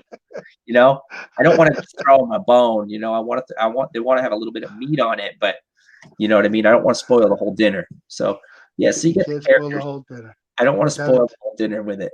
And so you get all the characters getting introduced. There's narrative here explaining who they are. Like Ryan, it's an alien. they can smell the steak sizzling. They can smell it. Oh man, don't get me started. You know I like a steak. You know that's my favorite food, man. Remember when we went to Geegan's and then there was that I had that pub steak. Oh yeah. And remember, and I was like, I want a steak sandwich, and they had a pub steak sandwich with ribeye, and I was like, that sounds great. I'll have a steak sandwich. And then it comes to my plate, and I'm looking at that. I look over you, and you had your burger, right? Yeah, and then I remember Denise had the lobster roll, and Buffy had chicken Alfredo. I remember what we all had, okay? And so I'm sitting there looking down at my plate, and I'm like, Paris, I was like, do you remember I ordered a steak sandwich, right? And you were like, yeah, you did. I remember you saying that. I was like, yeah, but that's not a steak sandwich. That's a steak. And you go, that is a steak. And that was it. And I ate it, and we never said another word about it. But yeah, I didn't know a pub steak sandwich. They serve a piece of steak on a giant piece of homemade toast. Right. You know what I mean? I didn't understand. I'd never ordered a pub steak sandwich before. You know what I mean? I thought I was getting a sandwich, and that was a slab of meat. Yeah, welcome to Bangor. Yeah, I guess so. That's what I could get used to that. I mean, they serve beef in Bangor. Bangor's for beef, and the beef is no joke. I mean, that was a great steak. It was good. Yeah, it was delicious. And so, yep. I had to order one. I ordered one the very next day. Oh, you did? Yeah. After you saw that, I mean, that was a nice looking ribeye. It was. I wouldn't blame anybody if they did. I wouldn't blame you if you did. Holy moly. And so we got this here too. I got these characters there, Mammoth Monk, as well, Pachydermy and Monk. And there's like I like this guy. Jesse's favorites right here is Intergalactic Knight, Alkenphalix. He's he found sanctuary from his destructive Concurian race in a futuristic Earth knighthood and wields the power of a dead sun, the morning star Phalix's light, his alien family legacy bestowed as an angelic gift. And so he's got this morning star that's got the power of a dead sun. And so it makes this is a weapon that makes a lightsaber look like a butter knife. So if you're wondering what that is, Intergalactic Knight's going to be very good. And Mammoth Monk here has the butterflies around him. Some of the other images don't, but he's followed by these butterflies. And so people always ask what that is, and they think it's cool. Wherever he's from the Order of the Butterfly, they just assume it's something. But it's his master, Gigaru, following him in butterfly form, in spirit form, watching over him. Yes. And so Gigaru is actually ancient Chinese. I looked it up and matched it. It means to watch over, to flesh and bone, and transform are the three Chinese words. So he watches over and flesh and bone transform to become the spirit of the butterfly. And so excellent. Yeah, it's a lot of fun. Yeah, it's going to be so good. We put a lot of thought into every little detail is on purpose. Nothing's by accident. And then you got Ultra Ghost here showing his powers. I wish I could zoom in, but where it's a PDF, let me see if I can. Yeah, you can. All right, cool. So we're able to get this here, get in a little closer and get a look at some of this. Kind of distorts it when you get in close like that, because this is, I think this is my preview copy, but here you got the first showing of Ultra Ghost power where he's in the back. You can see Rush Klapow is the gun, but there we go. Yeah. Turn into a ghost form and fly forward and be impervious. And then here he's able to go through the cracks of the door and reform. And so we're going to get some very cool things.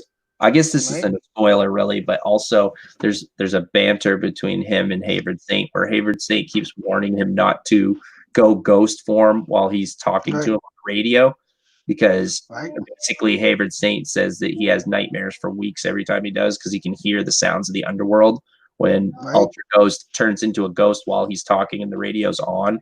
And so like Havard Saint has to keep warning him about that, because then he hears things that no human being should ever have to hear. So it's gonna be a lot of fun.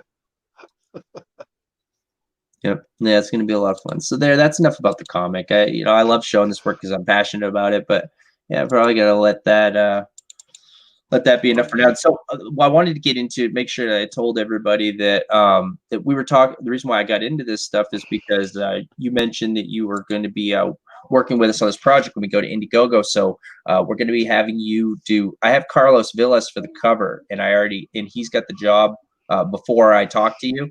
So we had that. Right. So I want to get you involved in something fun, and it's always fun talking with you. And your new work is. I hate to say it, but I've kind of always enjoyed all of them so far. I really haven't. My big thing was Mammoth Monk, but each set of the characters would come up with their own thing, you know. And it's been a challenge to the idea of doing independent comics with both standardized art and what I would consider the rawest as one can get themselves to do a basic comic, but also what it is that they focus on, and the idea direct from my vision to who you're showing the comic book to. Oh, that's right. Yeah, absolutely. And I think there's a little something for everybody in this title as well. I mean, it's everything I love about popular culture. Each different character, it's got aliens, it's got magic, it's got science fiction, it's got big woolly mammoths, beasts, it's got, you know, a little something for everybody, I think, which but I love all of them. I love all of them equally. And we're going to get you drawing these things too as well. Like I wanted to make sure everybody knew that when we go to Indiegogo, we're going to have a special. I haven't decided yet if it's going to be a stretch goal or how we're going to insert it exactly, but we're going to start putting together this ash can book, and we got a special cover. Count me in. Absolutely. Oh, that's going to be great. Yeah, it's going to be beautiful. And I think when we talked too, you said something about some pages on the inside. We're going to do like an ash can with a lot of fun stuff. Joe's going to pitch it. You see that is what's up there? What's that? That's a creative corner stone right there. Oh, it is. Oh, you man, that's going to be great having you the cover. And I sent you some images too for what we're going to do. We're going to theme it from your time over at DC, not from DC, but from that time period, something that I love from the 80s because I was born in 81. So we're going to do something very special for the fans there. We're going to get you something that you'll be proud to have in your collection, something from the great Paris Cullins. He's going to do some pages on the inside as well.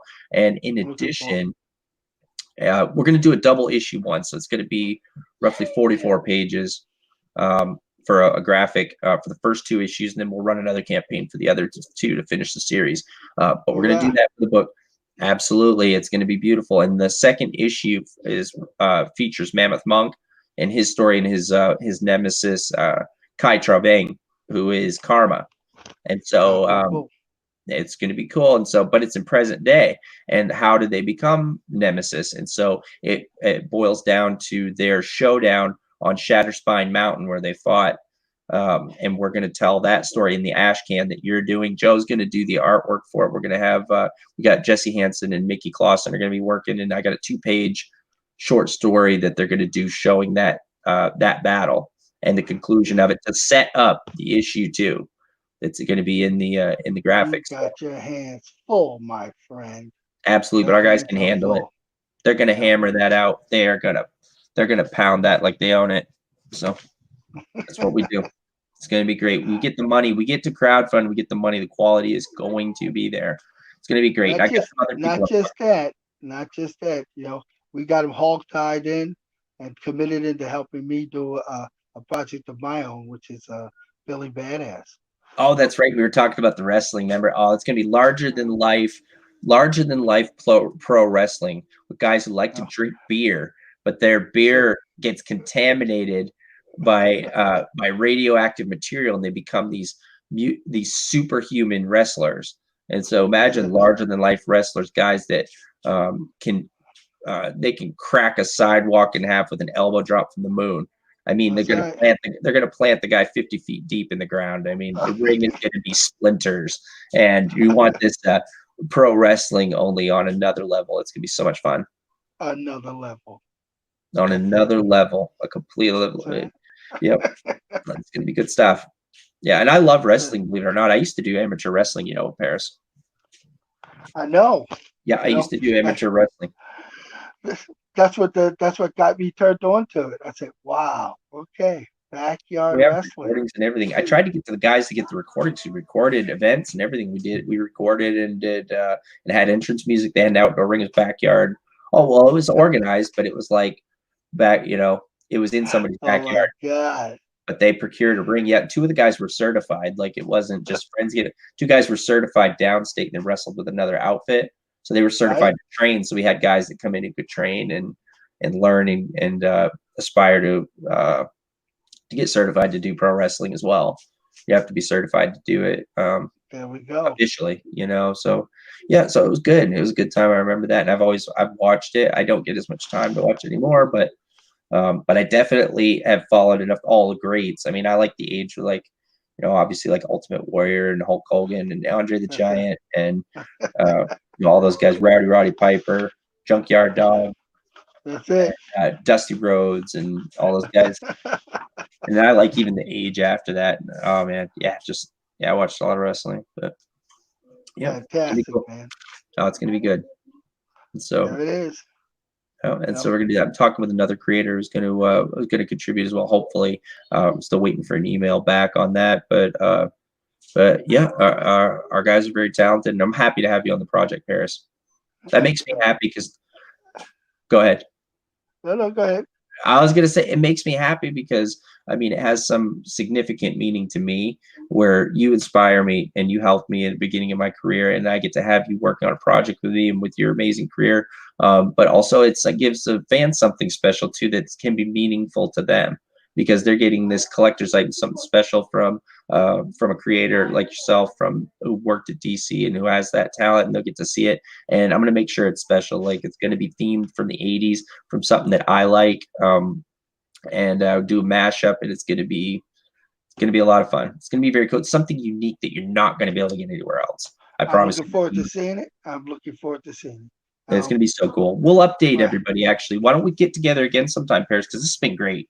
I've taken time. You're going to have to, because I plan on having you on my Patreon. I plan on having you participate in that. And here's another little thing, the very weird thing called that's the Blue Beetle. But it's not about that's the Beatles. Right. And this is Cownan. This is Cownan. The Bulgarian. And, wow, that is. Hold it. Wait, bring that back. Bring that back for a second. Wait a minute. Bring that. Oh man, that's utterly amazing. That's right, and it comes from Utterly Ridiculous.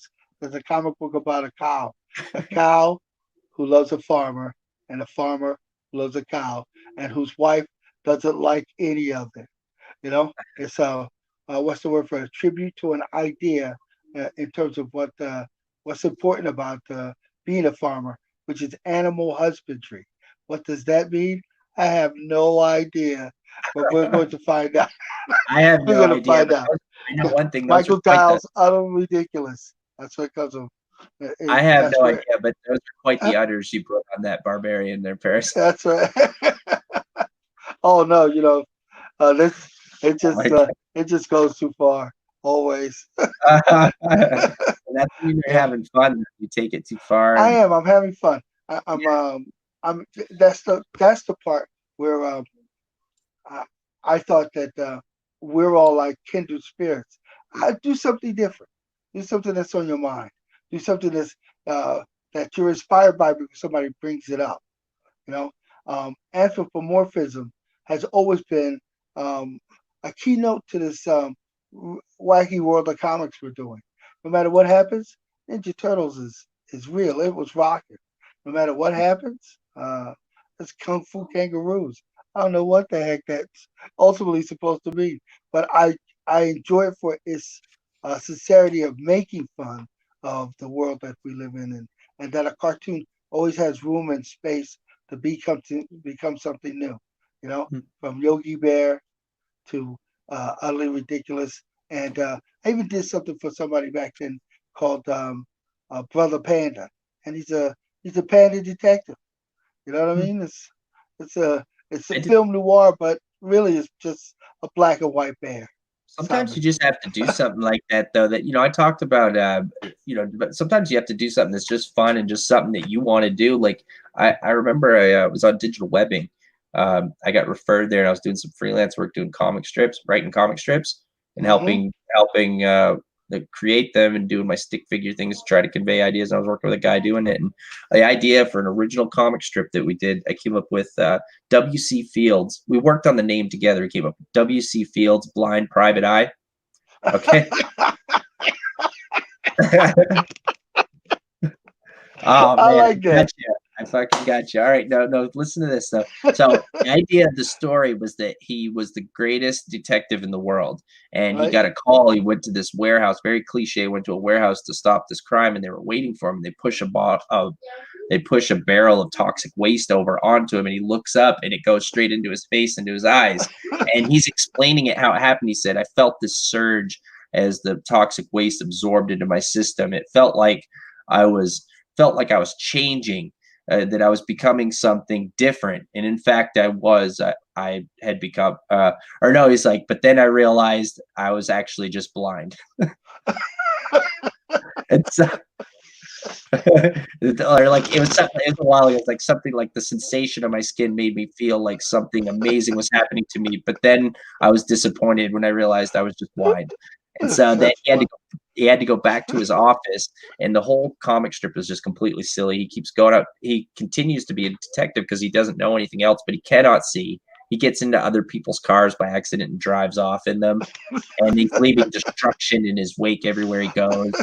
And he thinks he's solving a crime in his mind, but really he's just causing a path of destruction through town. And gets back, and then he's talking to his partner. And he appreciates his partner. He's such a good listener. His partner's a skeleton in the desk next to him. He died, and he's blind, and he had no idea. And he thinks that his partner is still alive because there's a stray dog that moved into his office, which is actually kind of like an abandoned building now, and he can't tell that the place is condemned.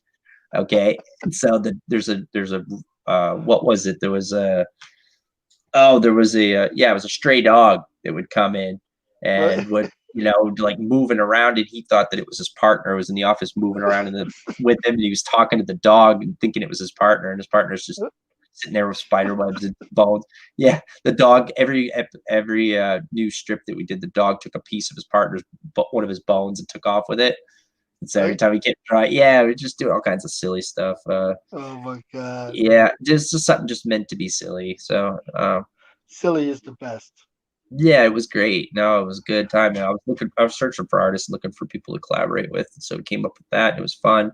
And in the meantime, while I was working on that, I was networking with other artists and trying to get in somewhere. And ultimately, that time I spent on digital webbing, collaborating with people, I found an ad for Cornerstone Creative Studios. And that's how I ended up getting started. Yep. I saw that ad on digital webbing, found an ad that Jesse made, and that's how I got started there. So if I wouldn't have went there and done that silly comic strip that I didn't care about, I was just doing just to be silly and fun, I wouldn't have seen that ad, and I wouldn't have been at Cornerstone. Yep. Ultimately, say yes. Yeah, say yes, try things, do things. That's right. Always say yes. That's right. Yeah. That's it. It'll get you in places that you weren't expecting. But it'll always be interesting. Yeah, that's good advice. No is easy, and no always makes nothing happen in particular. That's good advice. I'm glad I gave it, Paris. I'm glad I heard it. That's a good time. I always have a good time when I talk to you, Paris, man. I love meeting up with you. It's so good to see you tonight. It's always been good, and I love the Bangor, and I love the everything. The true, I guess all I can call it is the upstate experience. Yeah, way upstate. Yeah, it is way upstate. Way further than I was expecting. But it's been a back and forth. I've been to Saratoga and Albany and Troy, and never did I get as far as Bangor. But even that has its own flavor, and I've been loving it. Denise loved it so much that we kept talking about, now maybe we should live up here, right on the edge, right on the crest of the United States and Canada. A good place to be. It brings interesting ideas and another way of seeing things. And I like that. I like that a lot. You know? Yeah, well, I'm glad, and I mean, I'm sure like there's lots of room up here. I'm sure, Paris. I mean, if you we'll be able to fit you in up here if you needed to. I'm just saying. Yeah. That's it. Well, there's a will, there's a way, and the future hasn't been written yet, as they say. You know, That's right. the Yeah, it future could has change. yet It's to be quiet written. up here. You guys might like it. It gets cold in the winter though, and there's a lot Oh of no, I snow. do actually. You know, I'm looking for to a quiet place to make my comics, a place to listen to some rock and roll and some Yeah. music, and a place to produce comics and to teach people who want to do something, but haven't gotten all the way there yet. The sacrifice that we make up our minds isn't a sacrifice at all. I like what El John says. It's no sacrifice. It's And just what you also want to do. in addition to the seafood and the beer is amazing. So you come There up it here, is. you got that, main potatoes, French fries. You're gonna have good stuff to eat. You know how I am. I like food, Paris. So That is. don't get me That started on is. that again. Okay. That's it. You know, and no place once again, no place like it. The scenery, the background, and the nightlife. You know, Maybe I take it for granted. It seems boring because I'm here because there's not really a lot happening. But you know, I mean, who knows? I probably would. Who knows? I wouldn't like the city. You never know. I like it though. There was a couple really good drinking draws that we had that was quite amazing. Yeah. You know? And, Yeah, people are pretty good up here. Not too bad. I'm not, and this is the thing to understand. I'm not a drinker. Yeah. One would be amazed. One would think that I spend my life drinking, but I don't. No, that's all right. I'm easily amused or easily influenced. You know, not enough to go on to, some drinky binge, but at the same time, though, what is a good steak in a band and sitting and talking about your favorite comics with a bunch of other grown men interested in everything else that has to do with life? And there's no way of living this one without a little more of it. You know, the second person, the second big influence I had in that way was Detroit and Chicago and hanging out with Steve Rude doing Nexus. It was great, but quite unlike everything else. So it reminds me much of you and the world that you've made for yourself. Oh, thank you. Yeah, no, I mean, it's it's a work in progress, but I think this is the right step, and I'm really excited about releasing this. And also, I wanted to say, if you're not going to drink when we hang out next time, I'd be happy to drink enough for both of us. If you permit me to, I'd be happy to do that. I mean, I don't want us to get behind. You're gonna have to tolerate a fruity beer or two. It's just the way it is, man. It's just the way it is. Killing me. No, you're killing me. But I will make sure that we don't get behind, Paris, because if you're slacking behind and not drinking, then it's gonna put our numbers down. So I need to make sure that we stay in the game. You know. Oh man, only one can stay in the game. It's my wife. She can drink me under the table easy. But, hey, that's great. Yeah, well, we'll have to do that next time if when the time's right. We will get back together and do that. We will. It's not even we will. It's going to happen. You know. Yeah. We'll just have to plan that. I let too much time pass in between there, so. Oh no, this is an obligation. You know that there's a cornerstone in my future, and there's a wrestling ring in yours. All right, it's gonna be great. Be ready. Okay, I gotta get right, and I know what you're saying. I better get to work. Be ready. Get to work, no steak and beer until you get me something. All right. There we go. All right, let me get to work. Get right. All right. All right, Paris. Well, I've taken a bunch of your time. I appreciate this. This has been great. And sorry that I went way over the time, but I always enjoy talking with you, man. So what I'm going to do is I'm going to cut this short. And for anybody else, please hit, or for everybody else, please hit subscribe, hit the bell for notifications. We would like to have you back next time. We've got Bad Mary, a punk rock band who's actually from where Paris is from. They do classic, they have roots in classic New York punk. And they have a modern vibe with powerful vocals from Amanda Mack, who's going to be here to join us, and one of the other band members. So make sure you guys tune in for that. Music is a big part of what I do. Yes, Paris, show the muscle. Make sure you show them what Show them what God gave you. What punk is about. Absolutely. Punk is about standing up and being in your face and not That's being right. afraid to say it. That's So yeah, right. that's these guys are great. I've listened to a bunch of their songs. Bad Mary Band, you guys can find them on YouTube. They've got their own channel there, and the music was incredible and a lot of energy. They're a lot of fun, and they do lives. They got the attitude. That's the other part of punk too, as well. We all love That's the right. classic punk, Absolutely. and they've captured Absolutely. it. Yeah, so they're Hoorah. great. I'm really happy about having them on, and so tune in next week for that. It's gonna be next Tuesday. We're probably gonna do some lives over the weekend too. Just keeping it loose. We'll probably just do some surprise lives. So make sure you hit subscribe and hit the bell for notifications so you guys can catch those. Okay, and thank you. This is Paris and the Word Nerd signing off for the night. I'm gonna do it anytime now. Bustin' Lead, the Patreon. We'll be here. Oh, that's right. I don't want to sign off until they know. What about your Patreon? Do you have? I want to make sure I get that before we go. I can't go without. Oh no. You'll be giving to them, and you can just send them and let them see one thing after another. It'll be in Facebook.